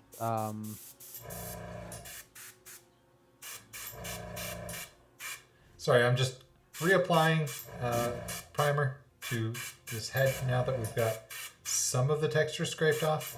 And again, I might have to come back and clean this up again. I'm not entirely sure. I've gotten the large bits of detritus off, but part of the wonder of 3D printing and the hassle of 3D printing is that it never comes off as clean as a molded part, right?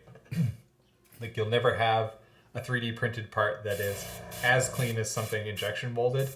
So it always requires work post-print to really turn it into something wonderful. But you can make anything with a 3D printer. So like rather than spending, I believe it's $110. I mentioned this earlier in the broadcast, but it is like $110 for a set of 30K Deathwing companions, which is what this is sort of like based off of as far as like aesthetic goes. I am not going to spend $110 so that I can get one helmet. That is insanity. So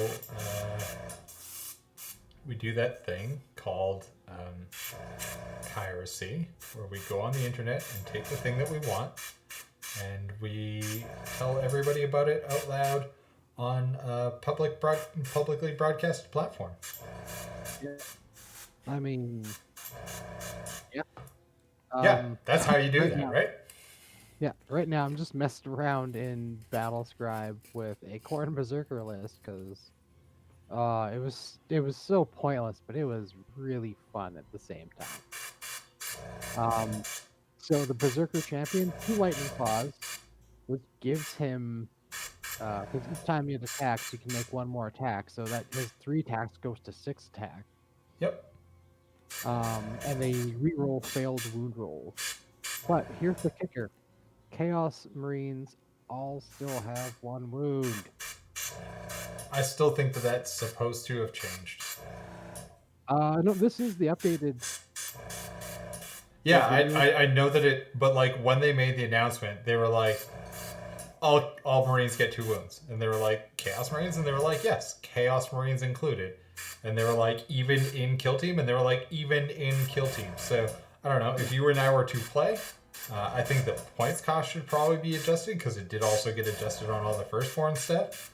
But I would let you play with 2 wounds because that just makes sense. Like their transhuman physiognomy, like they've got, or physiology, they've got 18 organs, like 18 extra organs. They've got like their regular, like however many organs a human is supposed to have, and then plus all of the ones that they get infused with when they become Astartes.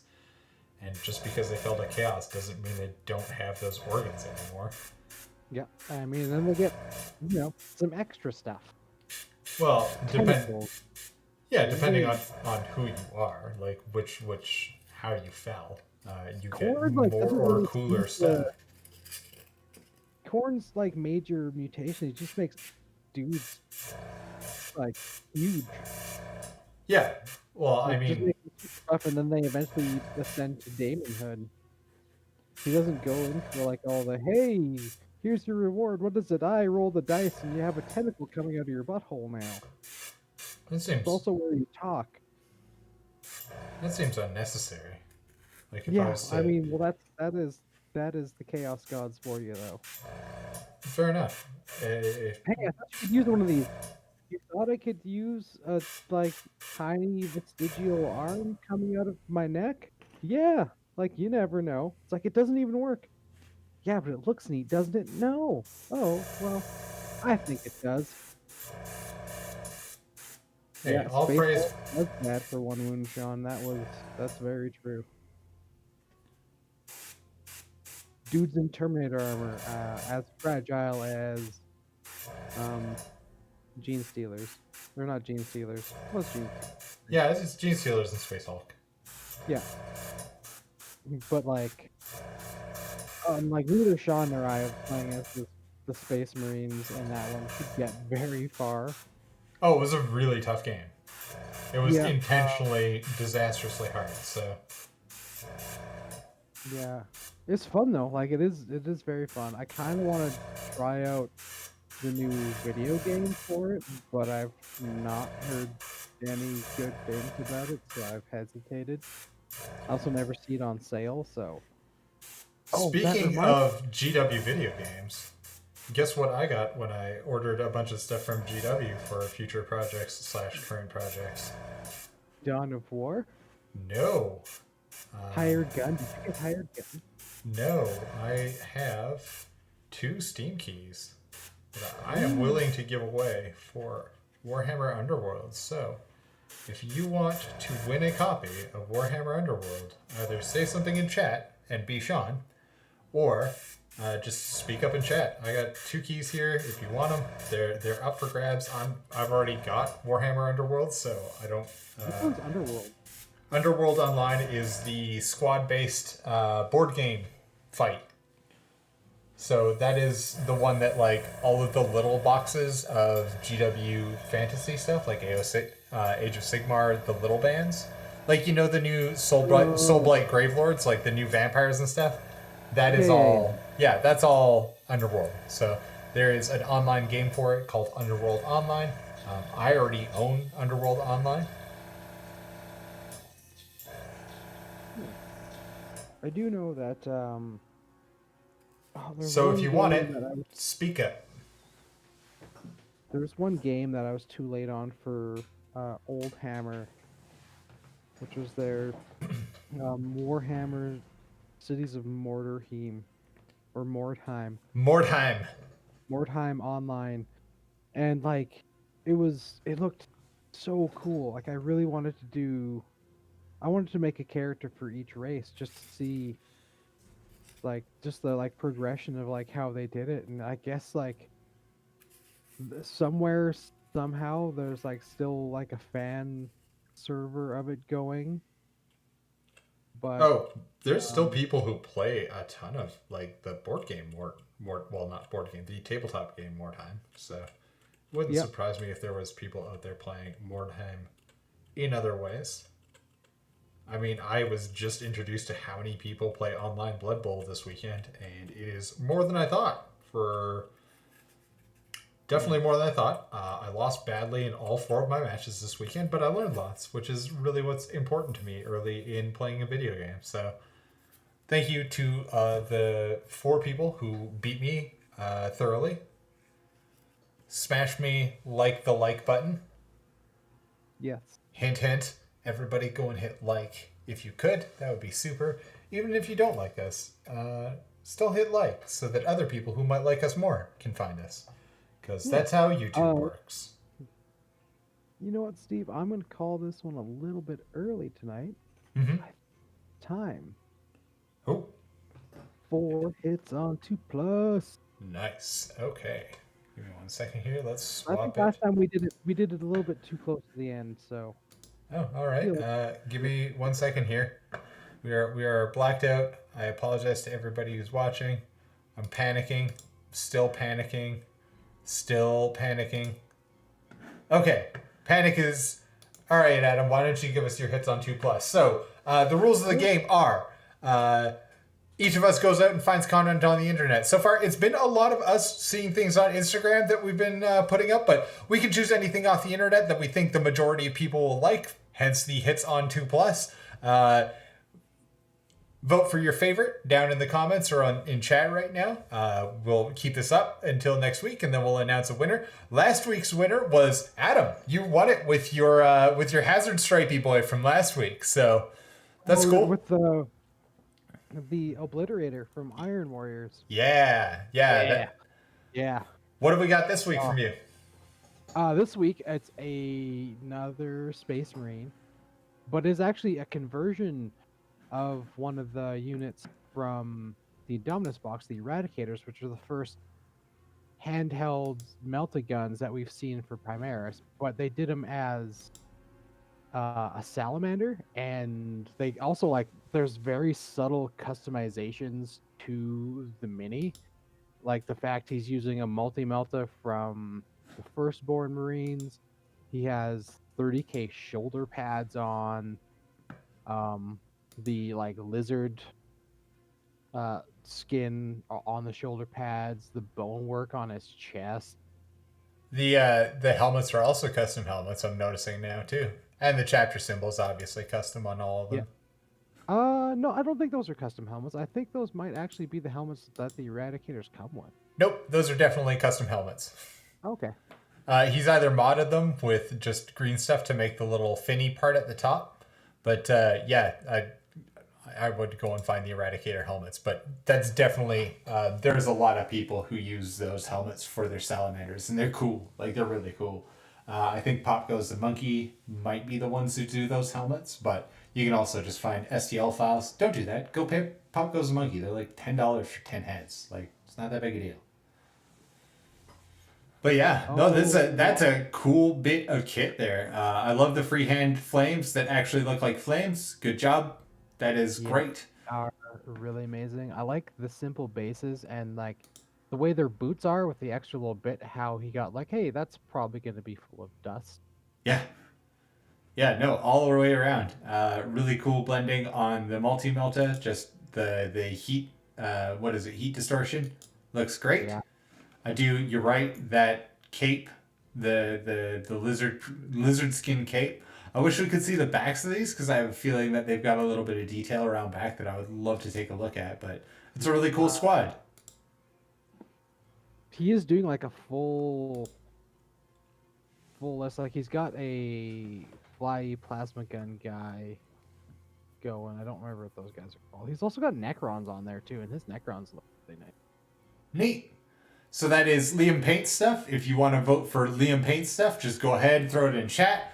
I'm going to rely on my dude this week to carry me because I want to win.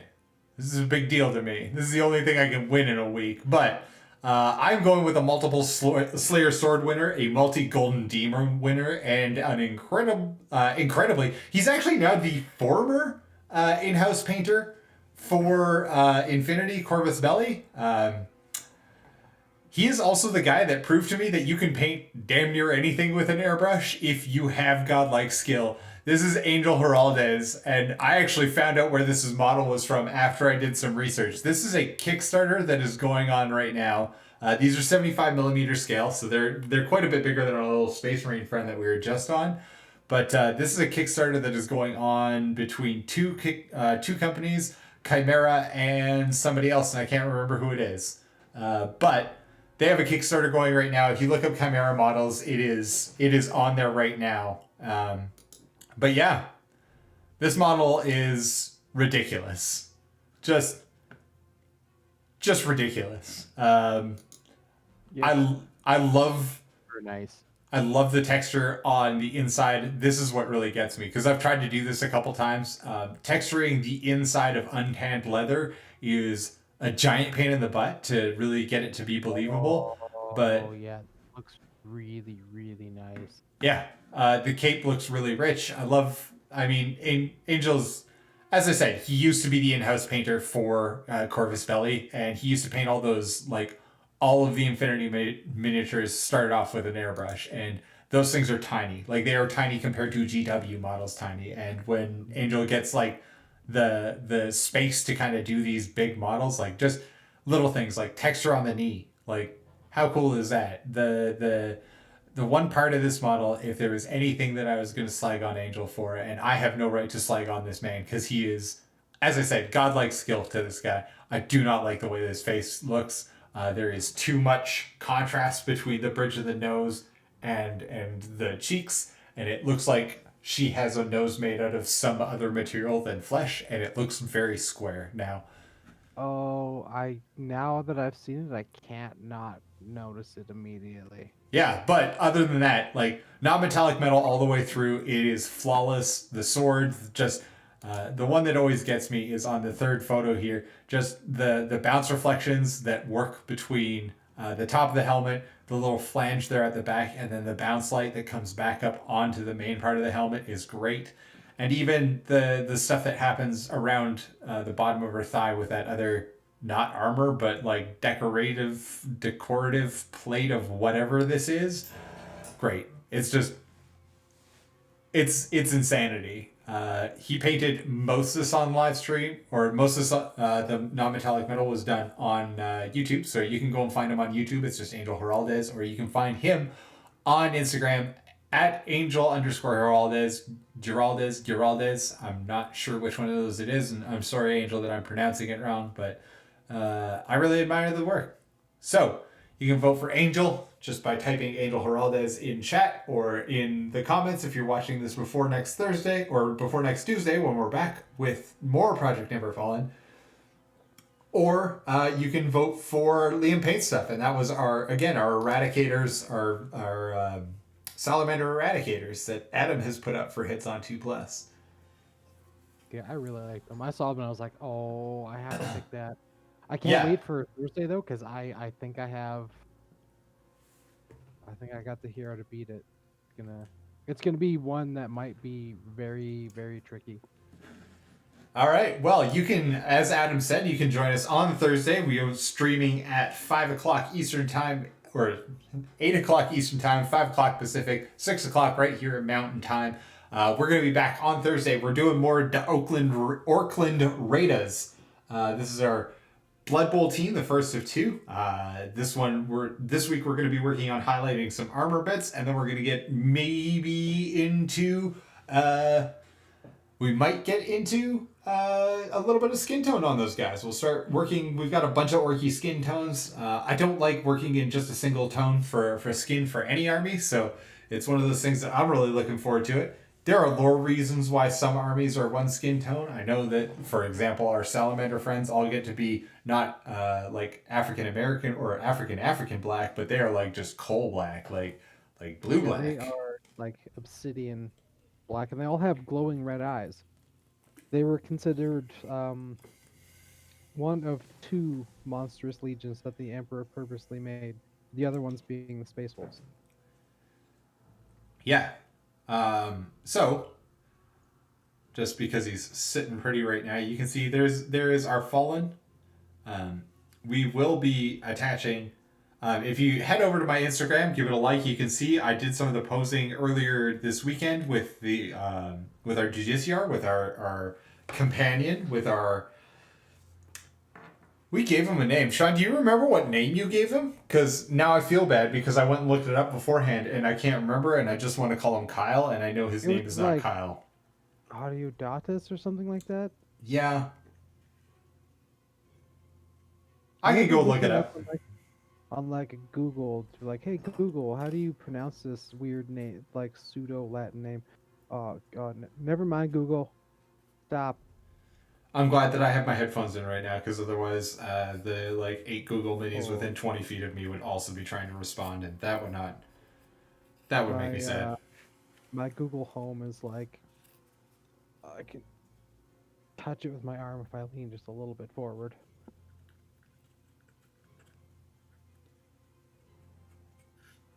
So again, we're just this primer is really soft still. Oh, sorry, I just realized that my head was all over the stream.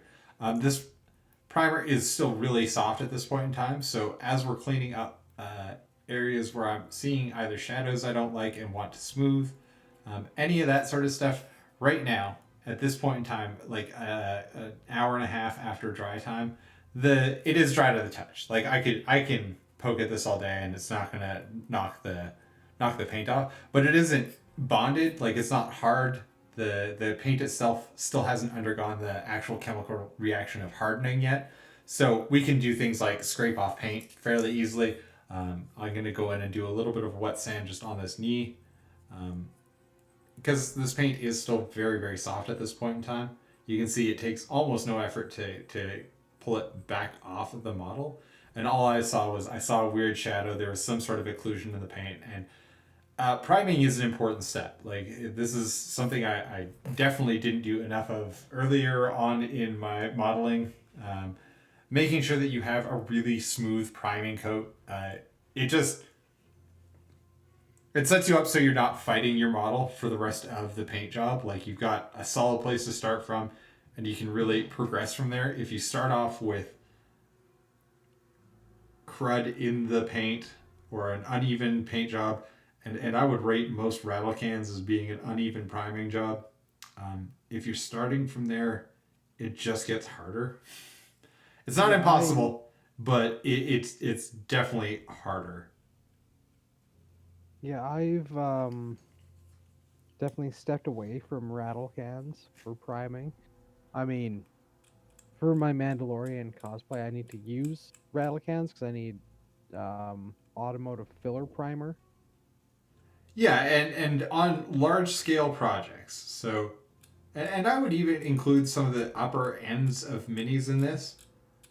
You can get away with rattle cans, and I've personally watched a lot of people on YouTube be like, rattle can's just fine, and rattle can is just fine, like 99% of the time.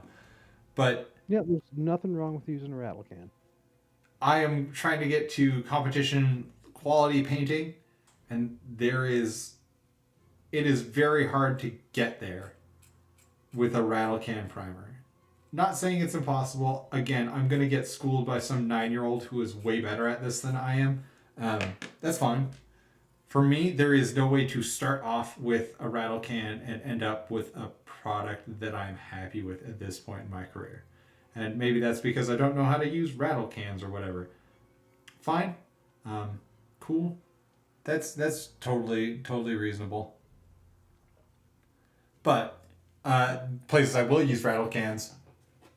This, like our terrain piece, this is gonna get rattle can primed, and it'll probably get rattle can primed in like a dun color too, because I have like, I don't know, probably Death World Forest or something downstairs. Like I've got a number of rattle cans from GW and like every army painter, all the rest of it. So it'll get painted in or primed in some ridiculous base coat primer because, well, first of all, our fallen guy is going to come off of it, but the rest of it, the detail isn't that important. I'm looking for overall shapes. I'm looking for a feeling that is projected by the place that they're standing in. They are not the focus of it. And if they happen to become the focus of the model, then I've done literally everything wrong. So I'll choose some sort of neutral primer color that I'll put on this, and then we'll start working off of that neutral primed color and actually build an actual color for them. Yeah. So Adam.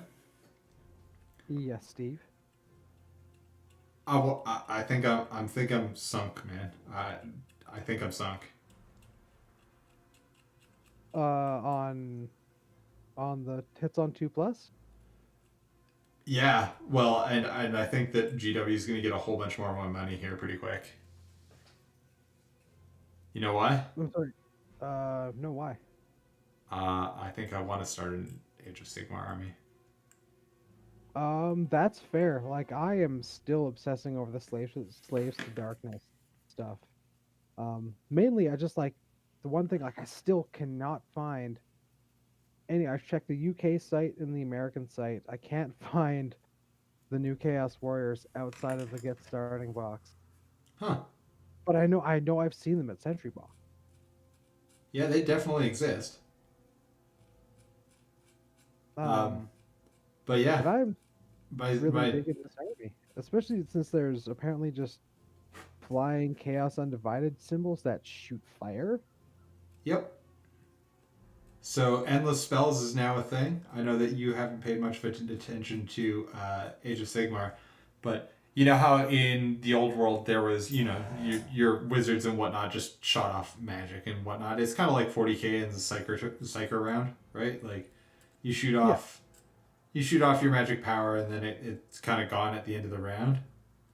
Or gone at the end of the action, essentially. I mean, in some cases, it's the end of the round if you're doing like buffs and stuff to troops. But yeah, endless spells is a thing now. So you just physically manifest something and it just sort of charges around the board on your behalf, just reaping havoc until either somebody does the equivalence of deny the witch or dispels the spell. Like, that is a thing now in Age of Sigmar, which really makes me happy that there is just a mechanic for having a long manifested spell that just hangs around. That is actually pretty cool. Yeah, I mean, as you have been on the brunt of some brutal psychic onslaughts during Kill Team. Yeah, mostly just from stupid Grey Boys. Yeah, the good old Grey Knights. Well, I mean, their chapter special ability is, hey, you can use 2 psychic powers of psychic phase instead of just 1. And yeah, well, and Kill with Team. Cybolt. Yeah, in Kill Team, everybody comes with Cybolt, and nobody has good defense against mortal wounds because we don't have a bunch of commanders and stuff. That's true. Yeah. And also, like,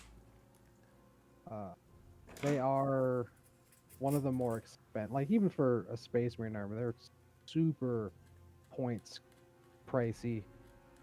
Not quite as, like, Custodes level pricey at 33 points. I think that's the most expensive, like, baseline troop in the game. It's just the straight up Custodes at 33 points. Might be Scarab Terminators. No, those are going to count as elites, and also the Custodes counts as elites. So, I guess if you want to do it 1-for-1, it's probably going to be like, without going into commanders, it might be Scarab Terminators, just because they're Psychers and almost Custodes as far as scariness. Like, yeah. But again, I don't know if no, the Scarab Terminators aren't Psychers. They're just straight up Chaos Terminators. I'm thinking of the sorcerers in Scarab Terminator armor, which are commanders. Yeah. Oh, I know who you're. Yeah. Okay. Yeah. I'll pull up that list here. Thousand Sons. Magnus did nothing wrong except he ruined everything. He ruined the war or the Webwood Webwood. project. Yeah. Which, Yeah. Fair enough. I mean, also, Daddy didn't have good reasons at the Council of Nicaea, and everyone should be suspicious of everything the Emperor has ever said. So the Imperial cult is bad. So the Scarab Occult Sorcerer Yeah. is the most expensive one in Terminator armor at 38 points. The Gunner's 33, and the normal Occult Terminator is 32. Yeah, which is about the same as a Custodes. Yeah, Custodes is 38 probably in power armor. 33. Like in okay. Let's see. And then I'm pretty sure that along those lines, it's going to be oh, what the hell are they called? The ones that hang around with Mortarion all the time from Death Guard. Oh, the rubric. No, Rubric Marines are Magnus's frontline troops. Okay, so remember how I Death said they had Size. the most expensive base troop? Yeah. It is no longer the Custodian Guard at 33 points. It is the Alaris Custodian at 67. That is a non-specialist base. Yeah, but again, that is the equivalent of like a Terminator Custodes, right? Yeah, it's the Terminator Armor Custodes. Yeah. They come with a ballistas grenade launcher and a Castellan axe, which is basically just, hey, we put a bolter on a giant power great axe. Yeah. Also, oh man, 4 wounds, 4 attacks. That is frightening. Yeah, I mean, they should be. They are like the personal guard of the Emperor. Like, Yeah. makes sense And that like they would be they terrifying all in a have lot of ways. invuln saves too. Yeah. And save normally on 2+, and they have a good invuln save at 5+. Huh. Don't have one of those garbage like 6+ ones that I've seen there. Was it like the that one cult? Still not as good as Death Guard. No, the Death Guard's disgusting and resilient is ridiculous. Disgusting and resilient. Yeah, like Works out as advertised. yeah, and like normal custodians have 3 wounds, 3 attack, and ballistic and weapon skills of 2+ each. Yeah, which is definitely not something you're going to get out of any of Death Guard. No, like, and like their weapons are like the Guardian Spear, and you can add the Misericordia for free. Yeah, or you can do the Sentinel Shield and Storm Shield, but I mean, why would you? They look dumb. Sorry, the shields look not bad. The sword looks. Yeah, the was it the Guardian Spear melee is +1 strength, AP -3 D3 damage. It's not going to hit very, or it's not going to one-shot a Space Marine. That is with a strength of 5 as well, so it's strength. It's a strength 6 weapon. Yeah, it's toughness 4 Marines, so you're not going to one-shot a Marine. You're going to hit 50% of those, and at 50% against 2 wounds, you're not gonna mark a Marine with that. 3 attacks per turn though. Yeah, you're still not gonna mark a Marine. That's 1.5 damage. You will kill 1 Marine every 2 turns. Now the Alaris Custodian, on the other hand, strength +3, AP -2, damage D3. Yeah, but he should be taking out 60 points worth of dude a turn because he's gonna get focus fired. You can only take like 1 of them, maybe 2 in a list. Depends on, like, honestly, the only thing that depends on it is like points, like how many points you take in your Yeah, list. okay, so like a 100-point list, you can only take 1 of them, right? One, and then a single guard, a single standard custodian. That's it. That's all you can hit in 100 points. The Death Guard Terminators are what is it? Toughness 8. It's a 3+ armor save, and then it's a 4+ disgustingly resilient save. So instead of your whatever immortal 2+ armor save and Aegis of the Emperor at 5+. Yeah. Just Sean was asking what a Death Guard have. For your Terminators, which is the Blightlord Terminators, not Blightlord Terminators. It's the dudes that hang around with, what's his name? Not Mortarion, the other one. Typhon? Typhus. Or Typhus, yeah. Oh, those are the Death Shroud. Yeah, there you go. No, Death Shroud are the ones that hang out with Mortarion. Those are all melee Mortarion, only yeah. because they all wander around with the size. The other ones are actually better out of the two of them just because you get the shooting specialty, or you can take the Plague Axe, like the Great Plague Axe, or the whatever the flail is, the Flail of Contagion. They are better for points-wise weapons, just in my opinion, which, you know, I'm not building lists for tournaments or anything like that, but like as far as that stuff goes for list building, I would rather take because the other thing with you only get one equipment loadout for them, for not the ones that hang out just with Morty, and I think it's limited to one per list. So Yeah. they are insanely expensive, and the save is ridiculous, but they're also like 4-inch movement, so they're slow to get up the board. You're gonna have to run a screen of Poxwalkers in front of them, which means your Poxwalkers can't be doing what Poxwalkers are supposed to do, which is camp objectives and accumulate points. Like, there's no other reason for Poxwalkers other than you need cheap things to stand on points and survive a round. Like, you need them to either run screen on your big guys, which is really hard in 9th edition, or you need them to, in kill team, camp objectives in the backfield while you try and push forward with your, like, slow-ass melee. Because that's why I really like the Blight Launcher, because at least you get... it's basically a flamer, except for... the save is worse. Sorry? Yeah. Oh yeah, it shoots goo out of it, but also the save is harder, if I remember correctly. I could be wrong on that one. It's been a long time since I built that list.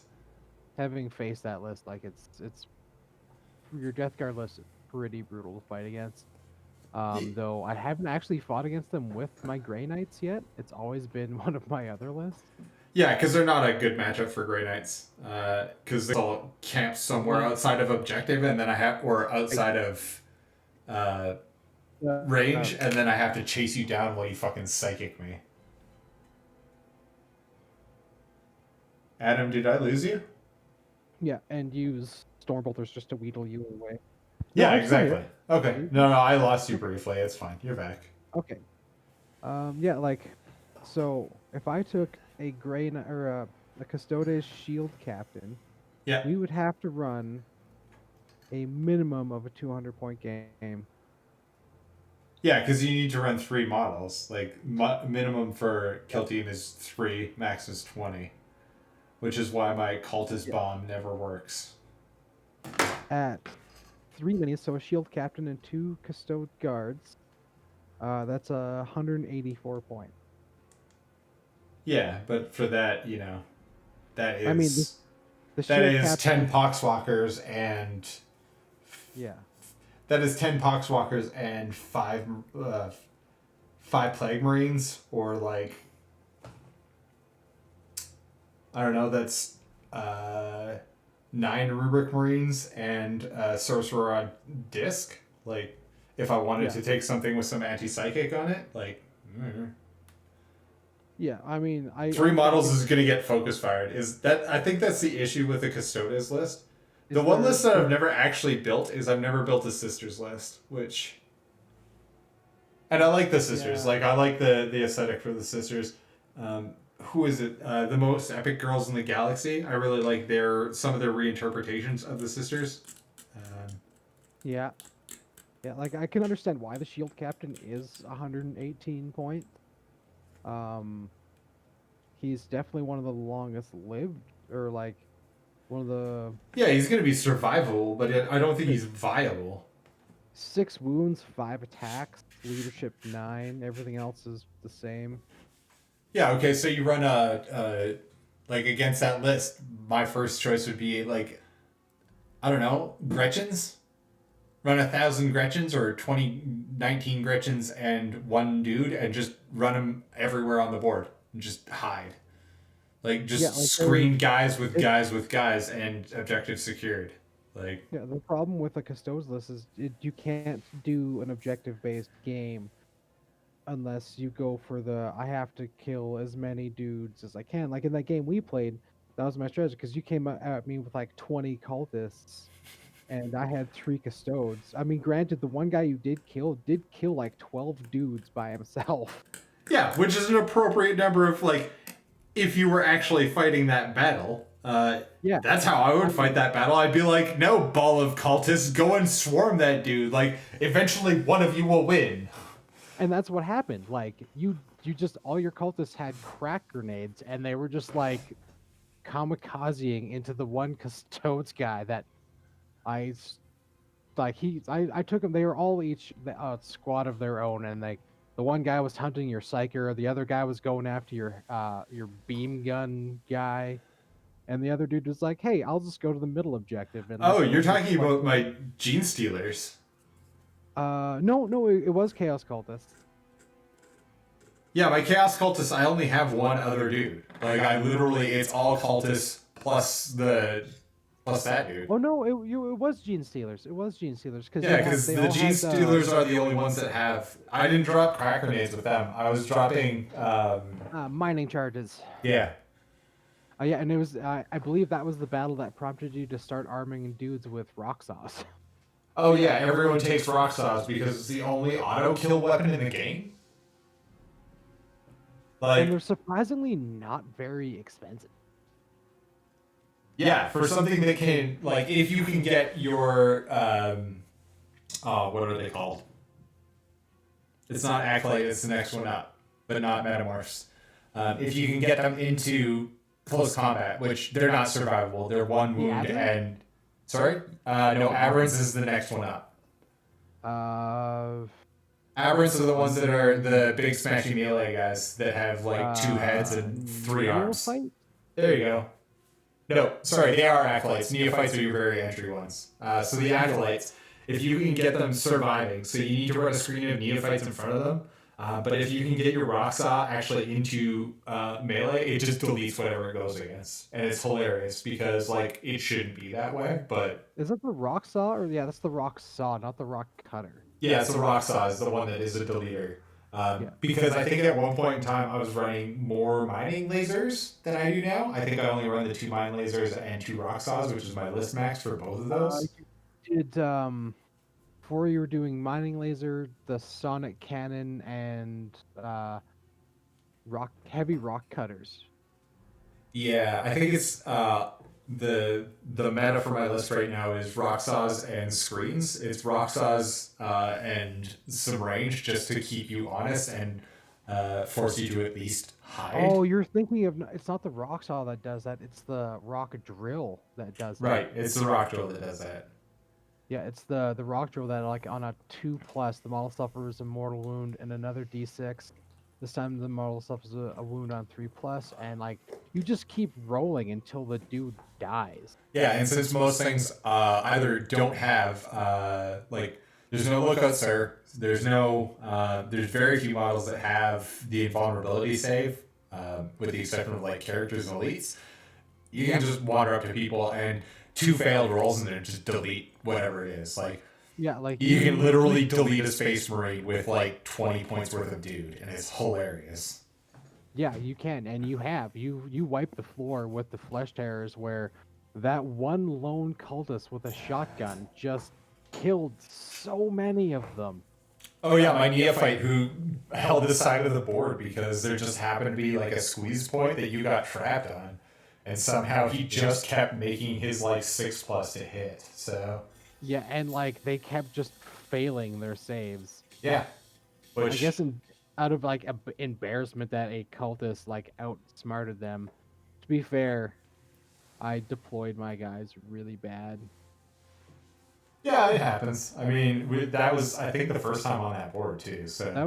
That was the first time I ran that list, and, like, we were also using, like, weird homebrew rules for the Blade Guard and Assault Intercessors because they hadn't been added yet, and I have recreated that list with the new ones, and I don't have enough guys to fill up my team now. That's unfortunate.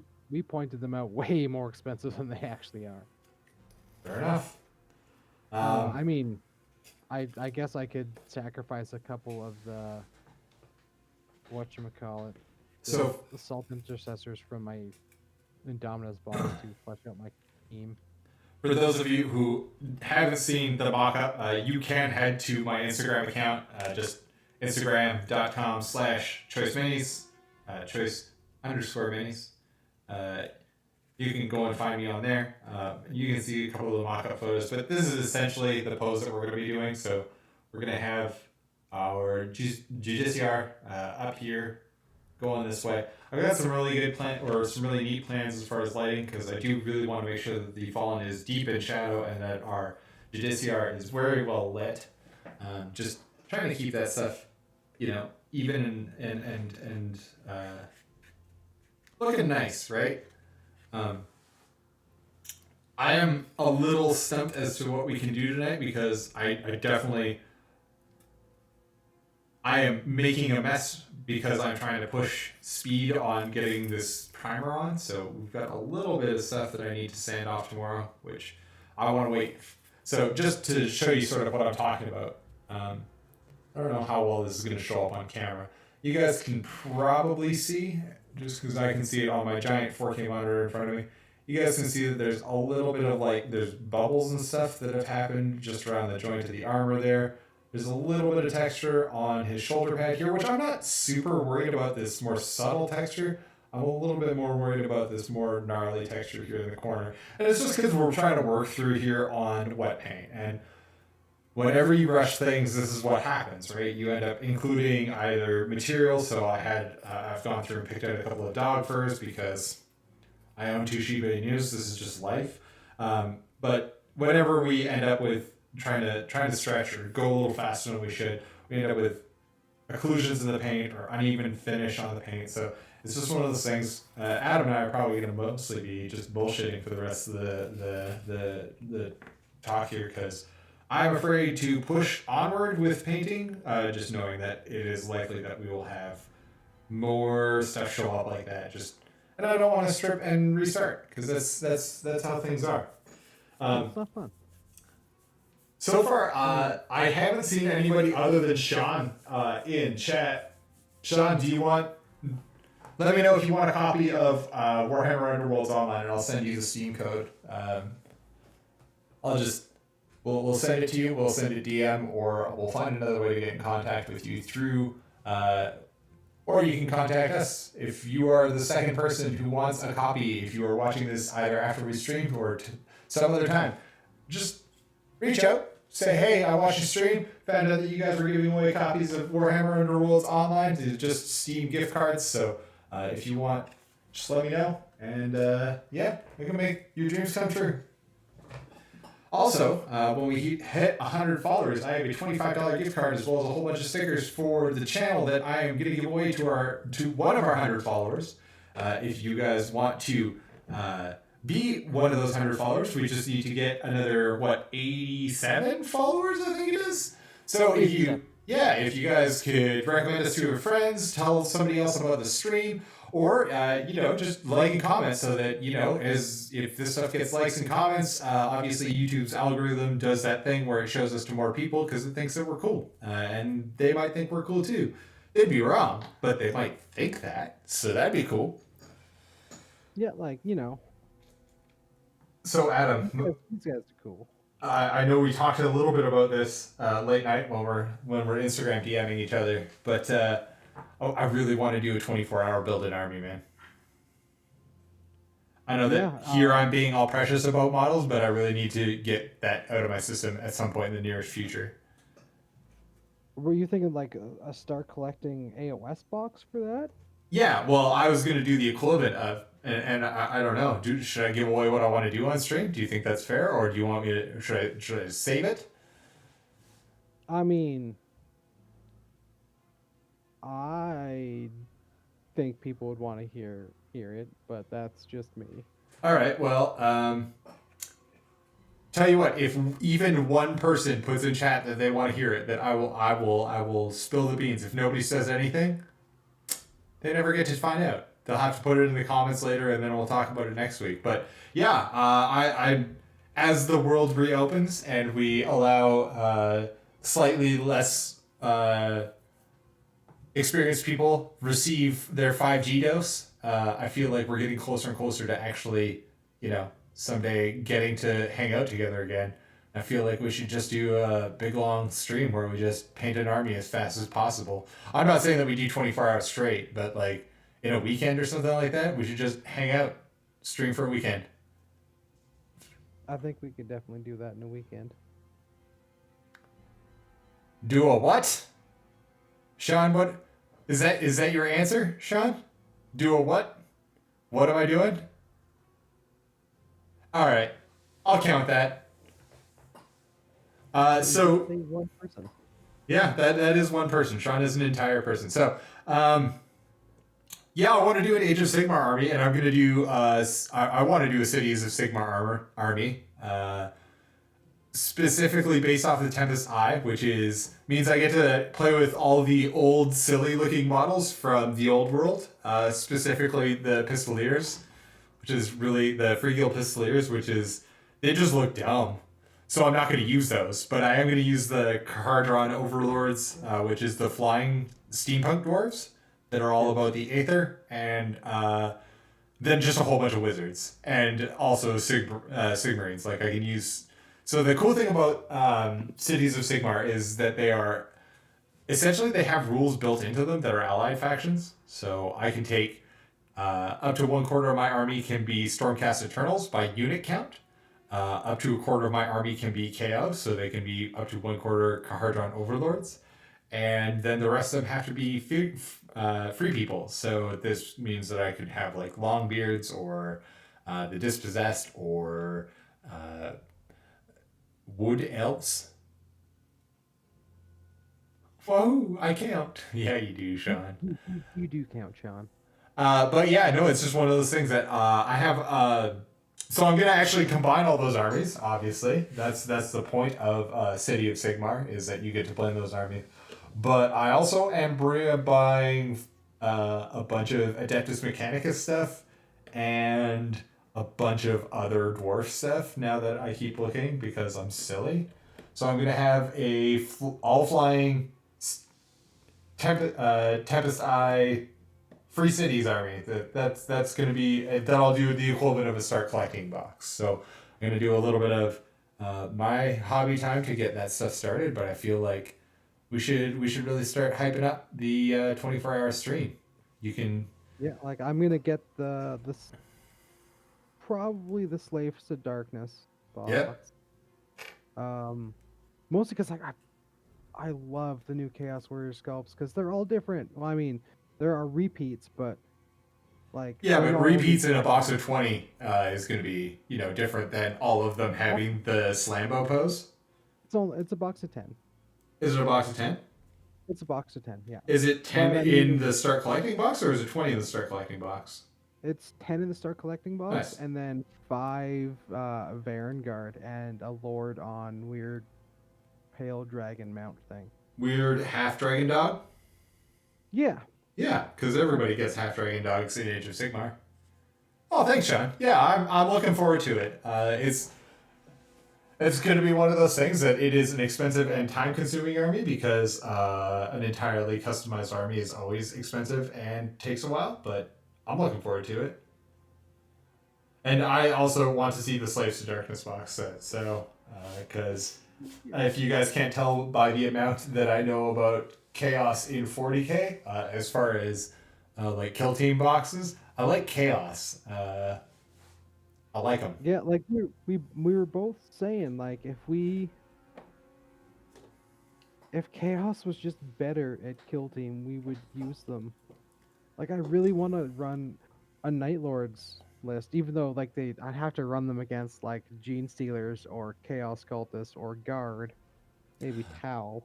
Yeah, if they could run Raptors, like if they could run proper terror troops as opposed to just having to run Chaos Space Marines or Terminators or like Sorcerers or like that's the part that is disappointing with almost all the Chaos armies in really in both Age of Sig, or sorry, not Age of Sigmar, in 40k and in Kill Team, is that there isn't enough of a distinction for it to really matter.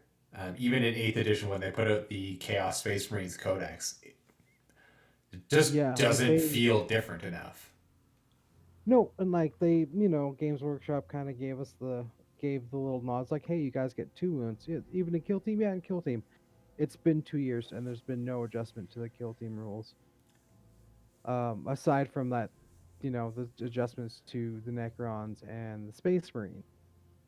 Yeah, and all they did for Necrons was just give the Technomancer and what's the other Plasmancer? They just gave them rules. So like, okay, Yeah, like the new models that you put out have rules. How terrifically different are you? And it's just because they stopped producing all the old cryptex too. Like you can't buy any of the old. Well, you can still buy one of the old cryptex. Any of the old like resin fine cast guys, those are all they're dead now. So that's unfortunate, but I think that we should plan once we were both vaccinated. We should plan for a weekend of painting and whatnot. Let's start on a Friday and put in 24 hours over 3 days, kind of a deal. What do you say? Yeah. I think it'd be fun. I think it'd be fun to do a start collecting army. Maybe Sean is correct. Chaos does have more character. Well, not only does it have more character, I don't agree with what the Imperium is, like on a philosophical level, so that is always hard for me. Same as, any game where I have a real hard time siding with the faction in lore. It makes it harder for me to actually play them in game. Now, you'll say, but you play Death Guard, and Death Guard are awful. Yeah, they absolutely are, and they're the bad guys. There's no like part of literature that is like Magnus did the right thing and by or having Ehrman convert everybody into like dust inside of horrific coffins and they can never die. Ehrman did that on his own without Magnus's permission. Oh yeah, for sure. I'm just saying, like nobody sides with chaos. There's no like point of view book that is like chaos is the greatest. Whereas every piece of Space Marine literature is like, don't you love these fascists? And it's like, no, I don't really. And they're like, but they're the superhero or fascists. Like, you should really love them. And I'm like, no, I have a hard time with that. Sorry. Like, not my heroes. Yeah, like... Thanks, Lenny, but no. That might be kind of one of the reasons why I really kind of latched on to the 30k White Scars. Yeah. Where, like... Yep. The Khan did not like the Emperor. He liked Magnus and Sanguinius and was all right with Horus, but like other than that, he didn't like any of the other Primarchs. They primarily fought on their own. They like. Oh yeah, I mean, like I don't like any of the Space Marine chapters. Like they're all super problematic. Like just run around doing genocide and whatnot and calling it like a good thing. So I don't know. I really dislike the way that they code fascism into all of the Space Marines, even the ones that don't like Daddy. Like, just not a huge fan. Yeah. Every time I read it, I'm like, this is how you end up with Hitlers. This is how you have the most toxic fandom of all time. Oh, I don't know that 40k's fandom is toxic. It's just it's oh god, it's terrible. No, it's one of those things to me that like having a group of very special boys who are very special boys because they're the very specialist of boys and nobody can exceed those special boys and look at how good they are at everything. Yeah, I don't know. It just that part of fiction really bothers me because it propagates a myth that they're like there is like Ubermensch and that when he shows up everybody should just bow down because otherwise he'll kill you because he is strong and you are weak. So the best you can hope for is licking his boots. That sense of fiction really bothers me about Space Marines, and it's why I'm not a huge fan of the Space Marines. I don't need to continue to slag on Space Marines, GW's most popular army ever. The ones that I'm painting right now and have a wonderful time painting, because they are gorgeous models. I just don't like the fascism part of it. That's fair. Like, anyone who pretends that the Empire is not... or the Imperium of Man is not a gigantic fascist empire. It's a fascistic theocracy that is ruled over by secret police. Like, they call them the Inquisition. They're just the Gestapo. Like, just straight up. At any rate. Yep, it's called the Inquisition. Yeah. Because the Inquisition was so much better than just the SS was, right? Like I can remember all those guys in Spain. They seemed like pretty decent dudes. Just a little misunderstood, right? Just, no? Well, I mean, when you think about it, like... No, there's no way that sentence ends with anything other than, when you think about it, aren't we all fascists a little bit sometimes? The answer is no. No, I was gonna go with, well, and try and think of something that, the Inquisition took it light on, and I was like, no. These guys are like, oh, there's a chaos cult on this planet? Exterminatus. What? Yeah. Oh, just the, like, propagation of a single man because he's, Actually, like, the John, great hope for the future. I might... Would Yeah, the salamanders be in that too? Yeah. Yeah, they absolutely are.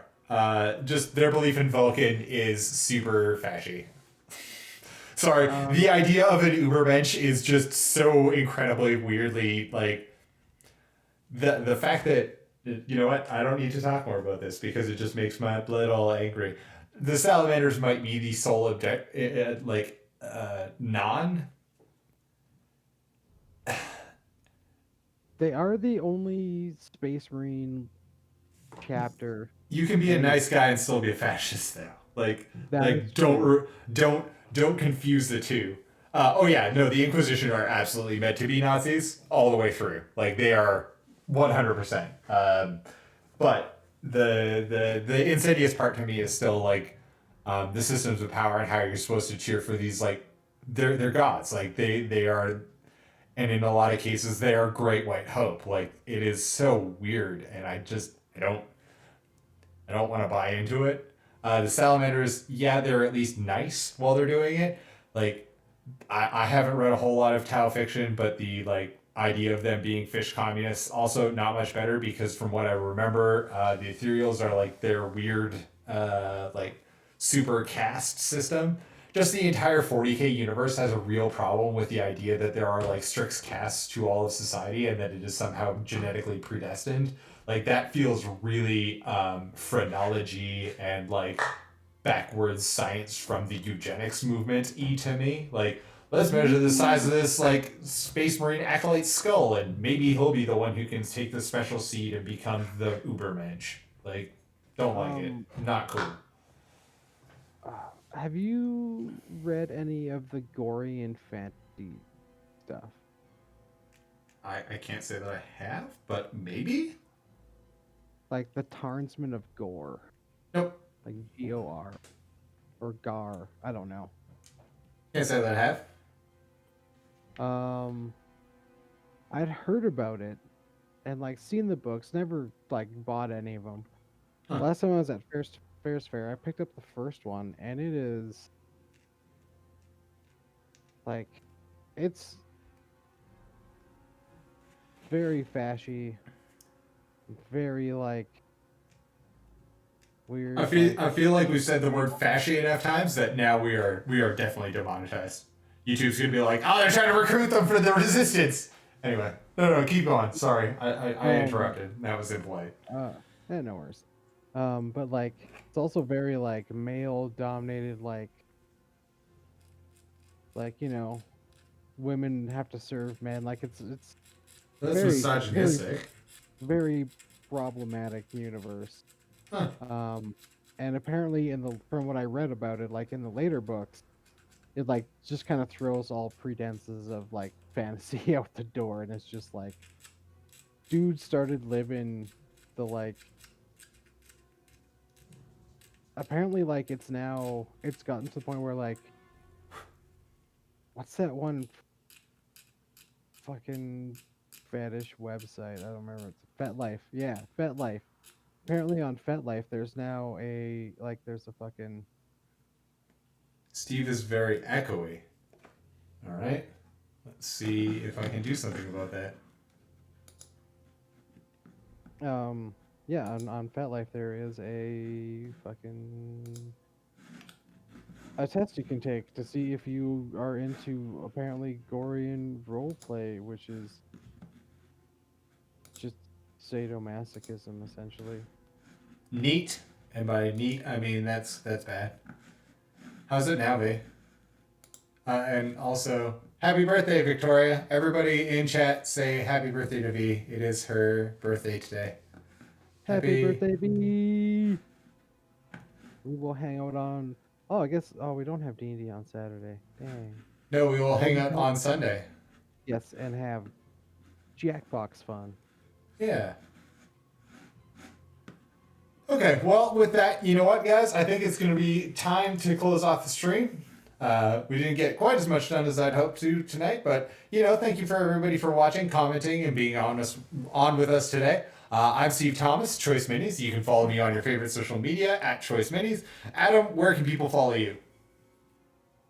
People can follow me on Instagram at beach_vacation_Mando. And basically just follow my incredibly slow process of Mandalorian cosplay. There's a lot of stuff I don't document because I'm bad at documenting. Hey, that's fair. That makes both of us. If you like what you saw, take a moment, give us a like, subscribe, hit the little bell buttons thing so you actually can hang out with us. If we would love it if you could head over to Liam Paint Stuff and Angel Heraldez on Instagram, give them some more love. If you have any suggestions for more models we can feature, or if you want to be featured in our Hits on 2 Plus segment, you can always send stuff along, as well as any comments or feedbacks and stuff like that. You can always send it on to choiceminis@gmail.com. You can support us by buying our merch, or you can donate in the link in the description, just under our stuff, or by telling a friend or family. Like, if you can't support us, that's totally cool. But we would love to have more people, come and hang out with us. Adam, buddy, I love you, man. We'll see the rest of you on Thursday. We'll be back with more Orkland Raiders. Yeah. Smash the like button like Adam rocks shorty shorts. I do rock shorty shorts. It's true. We will be back with more Orkland Raiders on Thursday, April 22nd at 8 o'clock p.m. Eastern Time, 5 o'clock Pacific, and 6 o'clock right here in Calgary, Alberta. Do something about white supremacy. ACAB. Love you guys. See you soon. Bye, everybody.